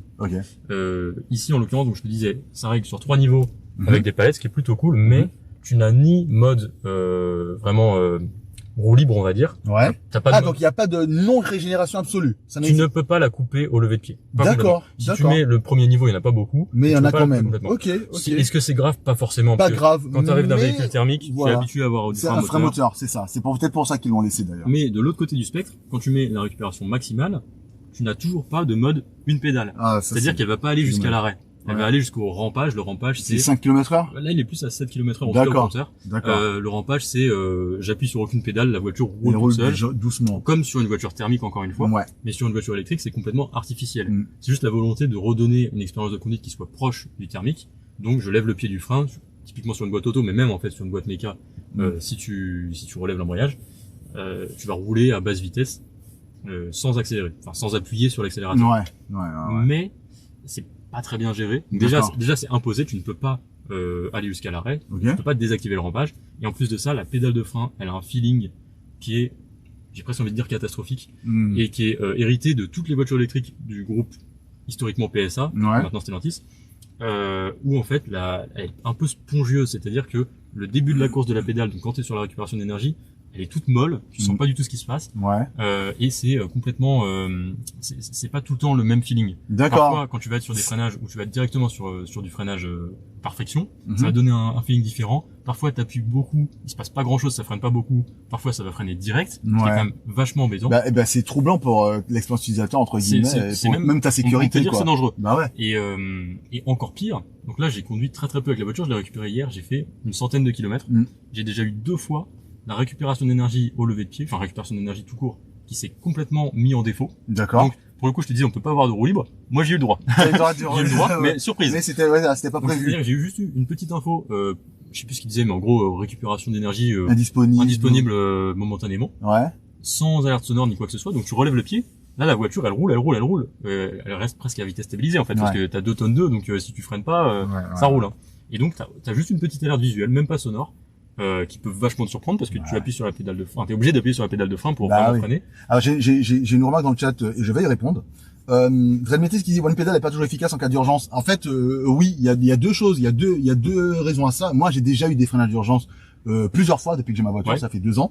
Premièrement, effectivement, mon pied par défaut est sur l'accélérateur. C'est vrai que mon pied n'est pas sur le frein par défaut, alors que quand on apprend à conduire, on t'apprend que par défaut ton pied est sur le frein et que c'est l'accélérateur quand tu dois accélérer. Mais par contre, d'un autre côté, en fait, ta pédale d'accélérateur sert de frein parce que tu la relèves, ça freine. C'est ça. Et sur une Tesla, quand tu lâches la pédale d'accélérateur, t'arrives à 90 km/h dans une route de campagne, il y a un rond-point qui s'approche, t'as le panneau du rond-point qui est relativement proche, tu lâches l'accélérateur, ta voiture, elle s'arrête largement avant d'entrer dans le rond-point. Voilà, en fait, ça revient quasiment au même. Ça revient quasiment au même. Tu vas plus rapidement commencer à freiner parce que dès que tu auras levé le pied, ça freinera déjà. Ça va freiner. Par contre, pour direct passer sur typiquement l'ABS si besoin, enfin vraiment pied au plancher sur la pédale de frein, tu vas mettre un petit peu plus de temps. Mais même pas forcément parce que d'une part pas forcément, mais surtout sur moi ma voiture par défaut elle a un freinage d'urgence ultra efficace. Et moi ça fait plusieurs fois où effectivement ça a pilé devant moi, soit quelqu'un a déboulé en fait sur une route sans passage piéton. Eh ben la voiture elle a appuyé sur le frein, à ma tête elle a fait ça, elle a activé les feux de détresse automatiquement et ça marche et mon pied n'était pas sur le frein. J'aurais pas écrasé la personne parce que j'ai vu que ça allait se passer, mais avant que mon pied n'ait le temps d'aller sur le frein, hop, la pédale s'était actionnée sous mon pied en fait. Donc non, ça fonctionne vraiment bien. Donc non, le mode One Pedal quand c'est bien géré, ça n'empêche pas de bien freiner. C'est pas du tout un problème. Là, le problème c'est vraiment cette histoire. Non, 90 km/h sur route de campagne, c'était pas 80. Il y a des routes qui sont passées à 90, Antonine, depuis quelques années. Ouais. Donc t'as déjà pas beaucoup d'options, pas de One Pedal, pas de désactivation de la récupération d'énergie au lever de pied. En plus de ça, j'ai eu déjà 2 bugs, et des bugs, c'est plus que des bugs. Et tu as eu la voiture, t'as fait 100 km avec. 100 km, c'est plus que des bugs, c'est des trucs qui peuvent te mettre en danger. Avec des alertes qui sont clairement pas suffisantes. Il faut au moins une alerte sonore. T'es en train de dire à quelqu'un, là, la voiture ne va pas freiner quand d'habitude elle freine. C'est ça. Dis-le moi vraiment, parce que sinon ça peut poser problème. Et en plus de ça, vraiment, la pédale de frein elle donne un feeling qui est vraiment pas rassurant. Ouais, tu disais spongieux, bizarre, et aléatoire en plus. Aléatoire, c'est-à-dire que des fois, t'appuies dessus, il se passe rien, sur les 5% du début de la course. Parfois, ça va vraiment freiner fort. Ça va en tout cas, ça va freiner, voilà. Et parfois, pas du tout. Selon la phase de conduite, si t'es en rampage, si t'es sur du freinage régénératif ou non, elle donne un feeling qui est complètement différent. Et ça, c'est quand même assez problématique. Bah ouais, j'avoue. Et ça pourra pas vraiment être corrigé, peut-être sur les futurs exemplaires, mais pour l'instant, t'achètes ça aujourd'hui, t'as un problème assez important quand même. Bah ouais. Alors il y a Zolgabo qui te demande est-ce qu'on ne risque pas d'avoir une mauvaise habitude si on met plus son pied sur la pédale de frein. Alors moi je pense pas, parce que j'ai reconduit de la thermique de temps en temps, j'ai conduit une Modus, si ça vous intéresse. Vraiment, une Modus. Et en fait non, tu t'habitues à avoir ton pied sur la pédale de frein parce que de toute façon la voiture elle avance si tu lâches tout. Alors qu'avec la Tesla, je me suis habitué à savoir exactement à quelle inclinaison mettre mon pied sur l'accélérateur pour, en mode sport en plus, pour être à 50 km/h, pour être à 30 km. Donc tu t'habitues. J'ai envie de te dire que pareil quand tu switches de boîte méca à boîte auto, alors si tu conduis que des boîtes auto pendant très longtemps, évidemment ça va pas être simple de s'y remettre, mais tu ne perds pas forcément, tu vas pas caler à chaque fois en oubliant de débrayer. Tu gardes le truc quoi. Et puis de toute façon, et puis en plus, comme souvent t'as le choix, t'es pas obligé d'activer le mode de régénération jusqu'à l'arrêt. Très souvent c'est réglable sur différents niveaux d'intensité. C'est ça. Donc normalement il n'y a pas trop de soucis. Et là typiquement t'es sur un truc qui vraiment essaye de reproduire le comportement d'un moteur thermique. Et on voit, et essaie de reproduire aussi même la motorisation visuelle du moteur thermique à la voiture. C'est ça. Mais c'est ça, tu oublies complètement que tu abordes une voiture électrique sur plein d'aspects. Et sinon, au-delà de ça, il y a une connexion, je vois qu'il y a marqué 4G ici. Ouais.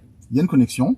j'ai vu qu'il y avait des alertes, notamment, j'ai vu qu'il y avait plein d'options dans cette voiture, dont certaines qui m'ont assez surpris, notamment le fait que tu puisses vérifier à distance ta climatisation ou bien l'activer. T'as les mêmes options qu'on retrouve maintenant quasiment chez tout le monde. Donc gérer à distance la climatisation, tu veux te lever le matin, que ta voiture quand tu pars travailler à 8 heures, elle soit déjà chauffée, et quand elle est branchée, donc que tu arrives avec 100% de batterie et elle soit déjà chauffée, ça tu peux. Tu peux gérer la charge à distance, dire que je veux qu'elle s'arrête à 80%, ce genre de choses. Mais c'est un abonnement à 12 € par mois, tu as seulement 6 mois de gratuité, ensuite 12 € par mois. Pareil, ça, chez beaucoup de constructeurs, c'est payant, à différents niveaux de prix, et avec différentes périodes de gratuité, parfois c'est 3 ans, là c'est que 6 mois, c'est pas beaucoup. Mais du coup, c'est plutôt classique dans l'approche, avec une application qui ressemble vraiment à toutes les autres, à part peut-être celle de Tesla ou de quelques exceptions, mais sinon c'est du classique. Ouais. Et j'ai vu un truc quand j'ai regardé un petit peu ce qui était mis en avant dans leur infotainment, iCockpit et compagnie, ils mettaient donc tout ce qui est lié au suivi d'entretien, etc. en avant. Est-ce que tu sais si je sais pas trop quelle voiture électrique aujourd'hui n'impose pas d'entretien en fait. Je sais juste que Tesla c'est pas le cas. Par exemple, moi je sais que chez Tesla il n'y a pas d'entretien obligatoire pour la voiture. Alors, c'est si j'ai un problème, je demande un entretien, je demande un truc et puis je peux y aller. Mais je sais qu'il y a des voitures électriques qui te demandent de faire un entretien annuel et en plus qui est payant d'ailleurs. Alors oui, de toute façon, enfin la révision elle est forcément payante. Maintenant, moi j'ai pas de révision chez Tesla, mais quand j'ai des trucs à régler, ils me font pas payer. Ok, Tesla à part, t'as toujours une préconisation d'entretien, donc on va te dire faut entretenir la voiture tous les typiquement 1 an et 15 000 km, 1 an et 20 000, ce genre de choses. La plupart du temps c'est tous les 1 an. Après le kilométrage ça varie de 10 à 20, 25 000 km par exemple. Ça c'est une préconisation. Personne ne t'oblige. D'accord. Mais si t'as un défaut, typiquement t'as le moteur qui lâche alors qu'au bout de 4 ans et 50 000 km il ne devrait pas, on va te dire bah regardez vous avez pas respecté. Alors ça dépend de la politique du truc. Sur le 1 litre de TCE par exemple, je sais plus s'ils ont fait un truc spécial parce qu'il y avait trop de problèmes, ils ont pas eu le choix, ils sont attaqués en justice, ce genre de choses. Ok, mais c'est toujours bien de respecter au moins pendant la durée de garantie les préconisations du constructeur, donc la faire entretenir chez le constructeur et dans le kilométrage et la durée de temps indiquée. Et là bon point pour le coup chez Stellantis, c'est que sur la version thermique, c'est une préconisation de 1 an ou 25 000 km, je crois. D'accord. En gros, 1 an et un certain kilométrage, j'ai un petit doute, mais je crois que c'est 25 000. Ok. Sur la version électrique, et ça c'est cool, c'est 2 ans ou 25 000. Ah ok. Donc ils sont honnêtes sur le truc, ils vont pas juste te facturer une révision qui sert à rien. Pour rien. Voilà. Ok, donc ça c'est cool. Ça c'est cool. Ok. Et là, en plus la garantie c'est jusqu'à 8 ans, alors ils ont un système où en gros, t'as la garantie classique, je crois, du coup de 3 ans peut-être, et ou de 2 ans peut-être, et que à chaque passage à l'atelier, ça augmente la garantie. C'est un truc un peu chelou, et c'est pas sur toute la voiture, mais c'est sur toute la chaîne de traction électrique. D'accord. Donc ça c'est intéressant, parce que d'habitude t'as la batterie qui est souvent garantie 8 ans pour un certain SOH, donc en gros une certaine capacité restante par rapport à la capacité d'origine. Donc là c'est le cas ici aussi, mais en plus de ça, ils te garantissent typiquement le chargeur, la batterie, le moteur, tout le reste de la chaîne de traction électrique, à condition que tu fasses tes révisions en temps et en heure dans le réseau. Ok, je vois. Jusqu'à 8 ans. Et il y a le deuxième truc qu'ils ont mis en avant. Alors ils ont mis donc l'entretien, il y avait un autre truc, et ils ont mis le mode des jeux vidéo. Moi, alors ça c'est vraiment, je suis très curieux. J'ai pas mis en application et tu dois l'avoir là. J'ai envie de voir ce qu'il y a moi. Parce que t'as pas vraiment de store, de connaissance, Média. Non, Média ça va être juste la musique. Voir, mais... Je pense que ça va être que la musique, mais non. Pourquoi ils parlent de jeux sur leur truc? Je te jure. Pareil, j'ai vu ce que tu m'as montré. Il y a 4 trucs parmi lesquels il y a marqué jeu. Ouais, je sais pas. Mais effectivement, là, je serais très curieux. C'est parce qu'on a rien fait pendant longtemps. Ah ok. Il s'est coupé. Ah ok. Je serais très curieux de voir de quoi il s'agit. Bah ouais, effectivement, on n'a pas vu. Hein, non, il y a pas de. ADAS, aide, leur screen, siège, paramètres, médias, téléphone, énergie. Bon, énergie, par exemple, il y a quoi dedans? Je suis curieux, moi. Je peux regarder. En fait, c'est ce que tu as là, toi, avec ton historique, l'utilisation, consommation actuelle. La charge différée avec la limitation. Est-ce que c'est uniquement 80% ou est-ce que tu peux le... Non, c'est 80%. Con, et attends, ils disent quoi quand tu... recommandé c'est dommage. C'est dommage. Bon. Ok. C'est pas grave, mais... D'ailleurs, dans la mise à jour de Tesla dont j'ai pas parlé, ils ont rajouté un truc que je trouve qui est tout à fait malin, c'est que moi, effectivement, j'ai une batterie en NMC, donc c'est 80% au quotidien, mais ça m'arrive de faire de longs trajets et là, je mets à 100%. Et en fait, avant, quand tu mettais à 100% dans la limite de charge, je sais pas si je peux le montrer ici, mais quand tu mettais à 100%, non, je peux pas le montrer ici, je sais plus où. Mais en tout cas, quand tu mettais à 100% dans la limite de charge de ta voiture, ça restait à 100%, et c'était à toi de c'est définitif. Enfin, voilà. Ouais, entre guillemets. Mais maintenant, dès que tu mets à 100%, il te dit que par défaut, c'est exceptionnel, et tu peux le mettre en définitif. Et c'est tout con, mais en fait, c'est trop cool parce que moi, effectivement, c'est chiant. Enfin, c'est quasiment toujours, c'est exactement ça. C'est toujours occasionnel. Ouais. Ok, donc la charge différée, l'énergie, normal, on a des modes de conduite. Ouais. On a quoi comme mode de conduite? Ici, t'as, en gros, je crois que t'as éco, normal et sport, un truc comme ça. C'est quoi le bruit, le clac que ça fait? C'est sport, normal, éco. Ok. Et grosso modo, ça agit, j'imagine, sur le volant, sur le freinage. L'assistance à la direction, la puissance, je crois. Par défaut, hors kickdown, t'as pas toute la puissance sur chaque mode. Sur chaque mode. T'as pas de suspension pilotée, donc ça doit pas changer énormément. Attends, performance et confort thermique réduit quand tu mets en mode éco. Ah oui, ok. Oui, bah typiquement la clim. Confort thermique. T'auras pas la clim au max, ce genre de choses. D'accord. En parlant de clim et donc de chauffage, par défaut, il y a pas de pompe à chaleur, c'est une option. Je crois 800 €. Ouais. Pareil, un peu dommage, le Scénic, c'est de série, modèle Y aussi. Et ça va augmenter la consommation forcément quand t'es en hiver et que tu mets le chauffage. La pompe à chaleur sert à utiliser moins d'énergie pour chauffer l'habitacle. C'est juste dommage, quoi, ce genre de. C'est un petit peu dommage. D'un autre côté, je pense que la raison, c'est que sur cette finition GT, on est à 47 000. 47 000, c'est la limite pour avoir le bonus écologique en France. Et donc, ils ont probablement dû sélectionner les équipements pour pouvoir rentrer dans cette limite-là. Et ce qui donne des trucs un peu étonnants, c'est-à-dire que le volant chauffant est de série sur la GT. Alors, le volant chauffant, généralement, t'as à minima les sièges chauffants quand t'as le volant chauffant. Là, par défaut, t'as le volant chauffant, mais t'as pas les sièges chauffants et pas les sièges électriques. Ok. Ah! Là, ils sont manuels. Les sièges électriques, quoi? C'est en option. Ah non, mais c'est n'importe quoi! Quoi? Attends, quoi? C'est plutôt étonnant, enfin, c'est même complètement incohérent. Mais c'est t'as le volant chauffant, mais t'as pas de siège électrique. C'est très étonnant. C'est une option, tu peux la cocher. Mais c'est un peu dommage, quand même. Non, j'avoue, c'est abusé. Siège manuel à une voiture à 45 000 €, frère. Non, c'est abusé, c'est quand même abusé. Il y a pas mal de trucs comme ça, c'est étonnant. C'est dommage. Je pense que là, c'est vraiment un coup de, fallait que ça rentre dans les 47 000 pour le marché français. Donc, qu'est-ce qu'on sélectionne, qu'est-ce qu'on sélectionne pas? Je sais pas pourquoi le volant chauffant est de série, parce que je crois. Peut-être que c'est une histoire vraiment c'est inclus dans un pack qu'il fallait pour le marché français, parce que ce genre de choses, c'est spécifique à chaque marché. C'est la division, typiquement allemande, peut-être que eux vont dire, ou typiquement la division en Suède, ils vont dire, nous, il nous faut les sièges chauffants de série, ce genre de choses. Je comprends. Pour le marché français, j'imagine, c'est vraiment de la spéculation, mais j'imagine qu'ils se sont dit, il faut pas qu'on dépasse les 47 000. Qu'est-ce qu'on met, qu'est-ce qu'on met pas? Peut-être que le volant chauffant était conditionné à une autre chose qui était pour le coup vraiment importante. C'est ce genre de choses, mais du coup ça donne un côté un petit peu étonnant en termes de dotation de série. Je comprends, Ok, écoute, je vais prendre le volant. Allez, je suis curieux de voir ce que ça donne. Donc là, elle est arrêtée pour de vrai. Elle est arrêtée complètement. Comme ça, moi, je pourrais découvrir comment on démarre la voiture pour de vrai.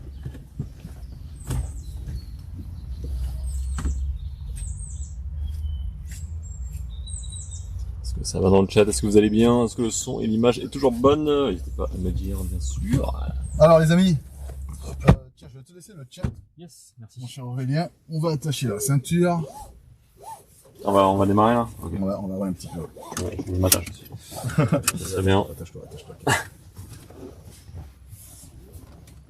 Alors, tu sais quoi? Je vais te dire un truc qui va peut-être te faire rire, Aurélien. Je ne sais pas comment on règle le siège manuel. C'est-à-dire que j'ai oublié. En fait, moi, je sais, toutes les voitures, les sièges auto, tu as toujours un comme ça, un comme ça. Et puis, tu sais comment ça marche. Moi, je sais. Visuel. Voilà. Et là, tu vois. Alors, pour avancer, reculer, c'est devant. Tu tires un truc qui est vraiment en bas. Ah oui, c'est vrai, comme sur ma queue. Ah, ça, là, le grand truc. Comme Voilà. Et ensuite, sur le côté, tu auras deux manettes. Tu auras celle pour la hauteur et celle pour, celle pour la Ah, pardon, Karl, pardon. Donc, en fait, avec ma taille, ça marche pas, ça marche pas. J'ai les genoux qui tapent, là. Il y a 3 semaines, c'était toi qui jouais avec les réglages de l'éléphant. Bien fait pour toi. Ça va, là, Karl? Parce que, ça va ou bien faut que j'avance encore un peu? Non, ça va, T'es sûr, tu survis? Alors, ça pèse combien? C'est le point, peut-être le plus gros défaut quand tu lis direct la fiche technique. T'as même pas besoin de le conduire pour te dire, oula, ça va poser problème.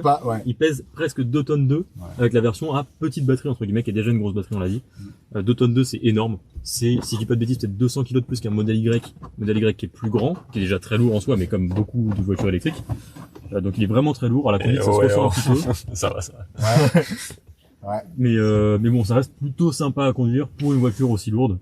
Mais c'est moins sympa forcément que les anciens 3 minutes. Attends, j'ai une question. On peut régler l'inclinaison? Avec la roulette, la molette. La grosse molette là-bas. Ah ouais. À l'ancienne, frère. Comme sur ma Clio 4, frère. Sur les sièges électriques qui soient pas de série, c'est pas choquant de pas avoir les sièges électriques de série sur un 3008, mais là on parle de la version GT, donc le plus haut niveau de finition. On l'a dit, c'est 47 000 € en électrique. Ouais. À ce niveau-là, on s'attend quand même à avoir les sièges électriques pour la version haut de gamme. Alors, j'ai appuyé sur démarrer. Donc là, en fait, je vous explique, les amis. C'est possible. Je suis arrivé dans la voiture. J'ai réglé les chaises manuellement. J'ai presque tourné une sorte de manivelle pour le faire. Mais bon, on va dire que, bon, pour ce prix-là, moi, je trouve ça un peu curieux. Mais bon, c'est des choix qui ont dû être faits, comme me disait machin. J'ai appuyé sur start. Enfin, j'ai réfléchi à faire comme sur ma voiture. C'est-à-dire que j'ai appuyé sur le frein et j'ai cherché à mettre drive. Donc, j'ai vu ici, j'ai mis drive. Ça n'a rien fait et c'est normal. Découvrir le système. C'est sympa, ils proposent de découvrir le système à des gens qui commandent ne le savent pas. Donc là, je dois appuyer sur frein et appuyer sur start. Ok. On va où Où tu veux. Mais c'est où c'est comment on fait la commande de boîte, c'est ici. Ok. Ouais. Ouais, t'es bon. Ok. Attends, drive. Et le frein de parking, il est automatique, donc t'as pas besoin de d'y toucher. Et on n'a pas parlé de drive assist, ce genre de choses là. En gros, si j'appuie ici, il va faire maintien de voix. Alors c'est un peu compliqué. C'est il va t'afficher là-bas les différentes options. Il va te les faire défiler. Ensuite, tu cliques sur OK sur celle que tu veux, donc maintien de voix ou pas. Okay. Ou si tu veux juste le régulateur. J'en profite juste. Vas-y. Surtout que les options, c'est le prix de l'option plus le bonus perdu. Oui. Si tu as une voiture à 47 000 € et que tu rajoutes une option à 1000 €, donc elle passe à 48 000 €. Auparavant, le bonus était conditionné au prix de vente. Maintenant, c'est le prix de vente de la finition, donc de la version du modèle. Et sur le Scénic, le Renault Scénic, donc le rival de celui-ci, ils ont fait un truc intéressant, c'est que les niveaux de finition les plus hauts sont officiellement des options. Ce qui fait que tu peux quand même avoir le bonus, même si la finition en réalité coûte plus que 47 000 €. Ok. C'est nouveau parce qu'avant la réglementation était différente. Ils ont clarifié ça. Et du coup, maintenant, les options ne rentrent plus dans le calcul du tarif. Je voulais juste vérifier pour être sûr. Ça, c'est, en termes d'interface avec la régénération et tout, c'est plutôt visuel, hein. C'est plutôt bien fait. C'est plutôt bien fait. Alors, je sais pas où je vais, Aurélien. Bon, on tourne. Ah oui, ça, il faut freiner. Faut freiner. Attends, comment on met la régénération? Là, t'es au max, là, déjà. Ah, mince. Elle est pas très forte au max. Et le frein parking, est-ce que c'est quand tu appuies fort longtemps qu'il va s'activer ou pas du tout? Non, c'est quand tu te mets en P.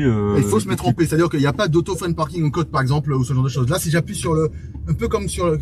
Ah, le auto hold en mode. Là, je roule. Ah, là, ça freine devant moi. Il y a une voiture dans laquelle je suis monté. Je sais pas si c'était la Electra, peut-être. Hein, où en fait, quand j'appuyais sur le frein longtemps, ça activait un frein parking automatique. Ça, c'est le auto hold qu'ils appellent. Ouais. Je crois pas que tu l'aies sur l'i3008. Ah ok. Effectivement, c'est une techno qui te permet de relever le pied quand tu es à l'arrêt en feu rouge par exemple. T'appuies fort sur la pédale de frein. Ouais. Il va te mettre un petit voyant en disant auto hold. Okay. Et tu n'as plus besoin d'appuyer sur le frein pour maintenir l'arrêt. Ouais, là, je ne crois pas que tu l'aies. Ouais.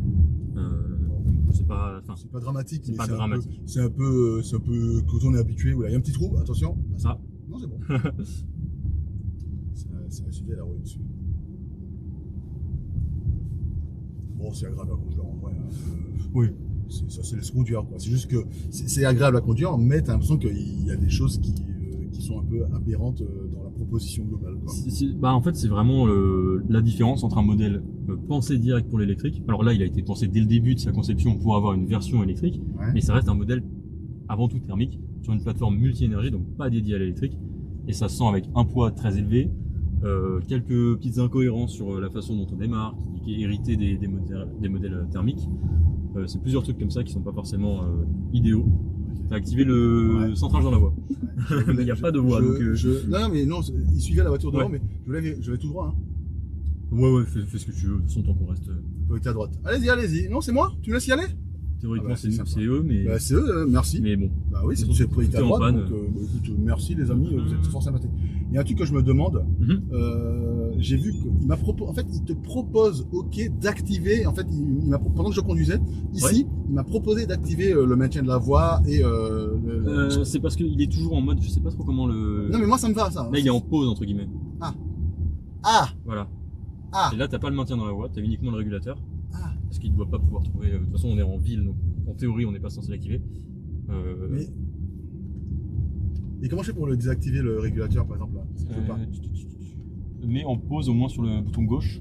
Je sais pas comment le... Parce que tout à l'heure, il me l'a proposé, mais j'avais pas mis pause ou play ou quoi que ce soit, tu vois. Ouais, je sais pas trop. Mon téléphone sonne. Tu peux mettre décliné. Ouais. Ah bah tiens, on a l'ancien 3008 devant nous, en hybride rechargeable. Et tu vois, effectivement, avec le maintien, avec le comment? Ouais, avec le régulateur adaptatif, là, il s'arrête. Ouais. Le régulateur adaptatif va jusqu'à l'arrêt. Oui. Heureusement, oui. Là, sinon, c'est embêtant dans les embouteillages. Modèle Y, tiens, on a modèle Y, ancien 3008. On a des points de comparaison intéressants, mais bon. Oui. Je vois ce que tu veux dire sur le côté spongieux un peu du frein. Je vois ce que tu veux dire, effectivement. C'est pas constant, en fait, la réaction de la pédale. Ouais. Je comprends ce que tu veux dire, ouais. Par contre, moi, j'aime bien l'affichage. C'est une traction et j'aime bien l'affichage qui te montre la régénération, ce genre de choses de façon assez claire. Ouais, on comprend bien ce qui se passe. On comprend ce qui se passe. Tu veux peut-être tourner à droite, non? Ici, ok. Comme ça, on fait un petit tour. Allez. Ouais. Le clignotant a un son un peu particulier. Aurélien me disait que ça peut gêner plein de monde. Moi, je trouve ça rigolo. Moi, ça me gêne pas non plus. Mais j'ai lu pas mal d'essais où les gens étaient un peu agacés par le bruit du clignotant.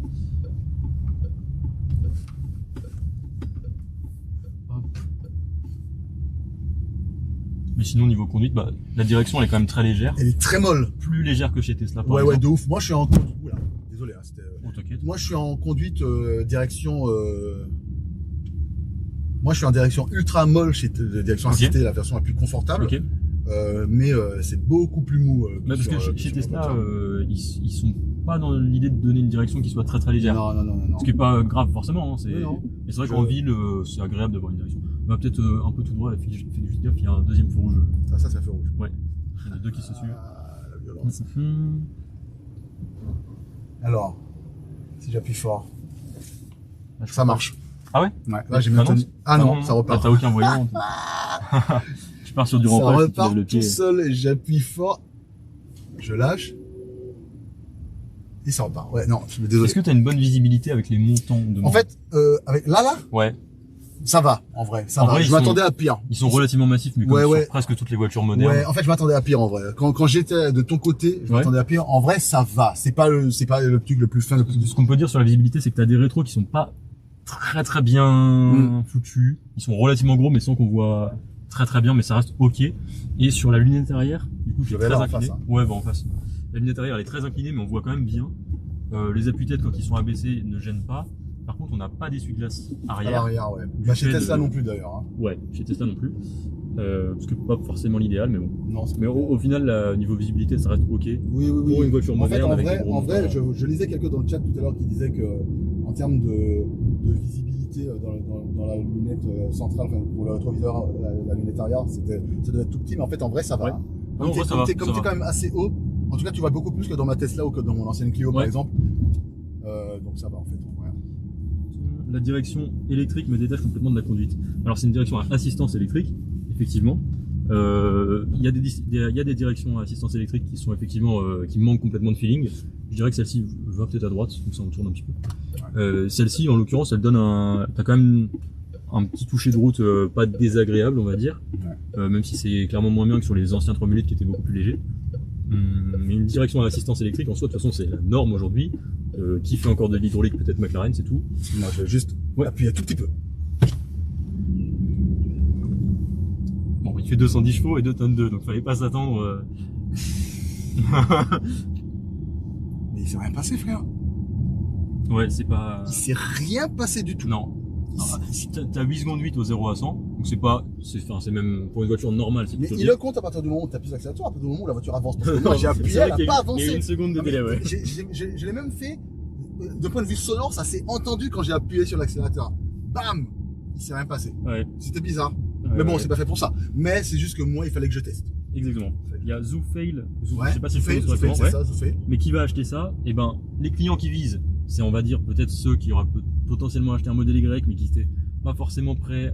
Qui veulent pas de la Tesla, qui veulent une transition douce, voilà. Des anciens clients de 3008. Enfin, vraiment un peu monsieur et madame tout le monde en réalité. Qui potentiellement des gens qui passent à l'électrique avec cette voiture-là. Et ce qu'on se disait tout à l'heure, c'est que c'est difficile quand même de la conseiller par rapport d'un côté au Scénic, qui est moins cher et mieux sur beaucoup de points. Il a Android automotive, donc un infodivertissement beaucoup plus moderne, mieux sur la recharge, mieux sur l'électrique au global. Faut voir juste en termes de confort global si ça rend mieux, mais apparemment, celle-là, le confort, il est là, mais c'est pas la voiture la plus confortable du monde. Voilà, je tourne à droite là, comme ça on fait ouais, vas-y, on fait des petits tours. Niveau confort, c'est ferme, c'est pas du tout inconfortable, mais c'est ferme, c'est une volonté de Peugeot aussi de donner des côtés un petit peu sportifs avec des très gros guillemets. Mais du coup, ouais, par rapport à un Scénic, alors on l'a pas encore essayé, mais il y a déjà eu plein d'essais sur internet. Effectivement, ça a l'air un petit peu. Ouais. Top. Tu l'as bien esquivé. Ouais, donc c'est pas. C'est difficile de le conseiller par rapport au Scénic qui est beaucoup plus pragmatique, mieux sur l'électrique, mieux sur l'infodivertissement. Et de l'autre côté, c'est aussi difficile de le conseiller par rapport au modèle Y, qui est certes plus grand, ce qui est un avantage, potentiellement aussi un inconvénient enfin ça dépend de ton usage. Mais le modèle Y il est largement mieux sur tout ce qui est pareil, infodivertissement et électrique au global. Du coup, c'est quand même difficile, même si quelqu'un, typiquement, tu te dis, moi par exemple, mon père, jamais je lui conseillerais d'acheter une Tesla parce que les trucs qui nous plaisent, le côté ultra minimaliste ou ce genre de choses, c'est pas fait pour tout le monde. Ouais. Là, dans ce cas-là, je lui dirais, n'achète pas un i3008 non plus, achète un Scénic. C'est ça. C'est ça le truc. C'est ça. Donc il est entre deux, à part le design qui est très original, intérieur-extérieur. À part ça. Bravo. Bravo. Putain. Ouais, regarde ça, un champion. Après on dit c'est les Parisiens, les gens d'Île-de-France, regarde, son immatriculation, il n'y a pas marqué 92 ou bien 75. Là, les piétons, ils sont pas passés loin. Bon. Mais donc ouais, au global c'est un peu décevant, c'est même clairement décevant. Oui, c'est une occasion manquée, c'est une occasion manquée. Ils avaient clairement la main avec le 3008 qui se vendait super bien. Ils passent à l'électrique sur un segment porteur. Ils ont en théorie de quoi rivaliser avec le modèle Y qui est la voiture la plus vendue au monde en 2023. Et au final on arrive avec un truc qui est difficilement conseillable. En électrique en tout cas, il faudra voir ce que donne la version micro-hybride. Et plus tard les versions hybrides en chaleur. Je sais pas où je vais là. Peut-être essayer de revenir en arrière, comme ça on retourne sur la on va chez toi. Wow. Sur le pont de Suresnes. Je vais essayer de faire un demi-tour plus loin, sur la gauche et puis on verra. Il y a encore Zoufel qui dit monsieur et madame tout le monde n'ont pas 47 000 € à mettre dans une voiture. On est complètement d'accord. Par contre, monsieur et madame tout le monde qui achètent une voiture neuve, qui ne sont pas monsieur et madame tout le monde, mais acheteurs et acheteuses de voitures neuves, tout le monde, ça se dit pas, mais, en gros, l'acheteur moyen de véhicules neufs, il n'est pas loin d'avoir 47 000 € à mettre dans une voiture. Parce que sur ce segment-là, c'est le prix. Et effectivement, monsieur et madame tout le monde n'achètent pas de voiture neuve aujourd'hui. Ça pouvait être le cas il y a 20 ans, ce n'est plus le cas aujourd'hui. C'est pas du tout donné à tout le monde. Mais pour le coup, c'est pas vraiment la faute de Peugeot, c'est le marché qui est comme ça. C'est ça. Donc en soi, le prix est élevé élevé dans l'absolu, élevé par rapport à la concurrence, mais pas complètement décorrélé de ce que mettent aujourd'hui les acheteurs de véhicules neufs. On rappelle qu'ils ont en moyenne, je crois, 57 ans. Ce n'est pas tout le monde. C'est fini. Le Scénic est plus qualitatif et plus grand public. Ouais, clairement, pour son côté plus accessible et plus homogène, on va dire, plus moderne, infodivertissement, plateforme dédiée à l'électrique. Donc forcément plus conseillable, on va dire. Là, tu vois, au feu rouge, il me bat, le gars à droite. Avec le couple déguisé, là. Ouais, c'est sûr, je peux pas la sécher, là. Sauf que Tesla a un point négatif, le nombre de concessions en France, il n'y a même pas 30 concessions. Alors oui, c'est clairement un désavantage. Si tu habites loin d'un Tesla Store, c'est pas pratique du tout. Il y a plein d'autres raisons de déconseiller potentiellement à certaines personnes d'acheter un véhicule Tesla. Ils ont énormément de qualité, énormément de petits défauts qui peuvent être problématiques pour certains. Dans l'absolu, ça reste des super voitures. Mais ces personnes-là, justement, on aurait envie de leur conseiller l'i3008 parce que c'est un des véhicules, enfin le 3008 c'est un des véhicules les plus populaires sur les véhicules thermiques, mais en l'occurrence cette version électrique est difficilement conseillable, notamment par rapport au Scénic. Et puis en plus, potentiellement, si t'as pas besoin d'aller en concession, Tesla ils ont pas de concession, c'est pas fait pour ça. Et t'es pas censé. En fait, personnellement, je préfère ne pas avoir y aller. J'aurais pas dû passer par là. Je sais pas où je vais tourner, les gars. Il y aura bien un rond-point à un moment, on est en France. C'est vrai. C'est un mot justement. Ouais. Après, du coup. Est-ce que je peux tourner? Non, je tourne pas à gauche ici. Je reste sur la route. Je vais sur les petites routes. Ouais, t'as raison, j'ai pas envie de passer. Ah, je freine fort, les gars. Bon. T'inquiète. Ok.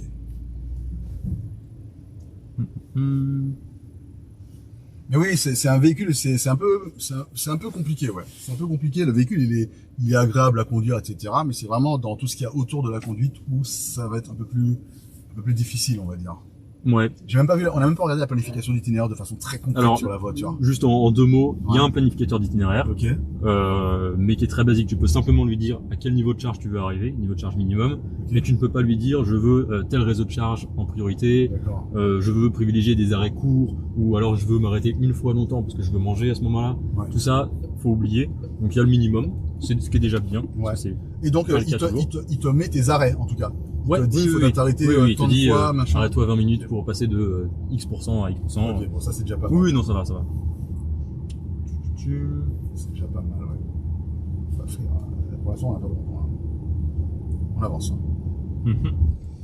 Je vois Zoufel qui dit « Je suis bien avec ma Corolla hybride et j'aimerais apporter un truc, c'est aujourd'hui quels sont les véhicules les plus pragmatiques à acheter, que ce soit en thermique ou en électrique. Je te dirais qu'en thermique, effectivement, ce serait de l'hybride Toyota. Tu as la fiabilité, la consommation super basse et en plus en fiabilité, ils sont vraiment au top. Et c'est pas forcément les véhicules les plus chers non plus. En électrique, je te dirais plutôt du Tesla qui sont les plus pragmatiques si tu es capable d'accepter toutes leurs décisions un peu arbitraires parfois, que ce soit sur arrêter d'utiliser des radars, ce genre de choses. Mais donc effectivement l'hybride Toyota c'est super. Waouh, vraiment ça fait. Ouais. Comment on fait là? Bon, on est patient. Hybride ça va pas être interdit en 2025 en région parisienne? Non. Je crois qu'à l'heure actuelle on est quoi? On est sur du critère 3 qui va être interdit, mais pas hybride, donc tu vas être en critère 1 si tu es sur de l'hybride essence récent, mais c'est plutôt le cas. Donc on est encore très très loin, ce serait en théorie de 2030, mais probablement, rien n'est encore confirmé.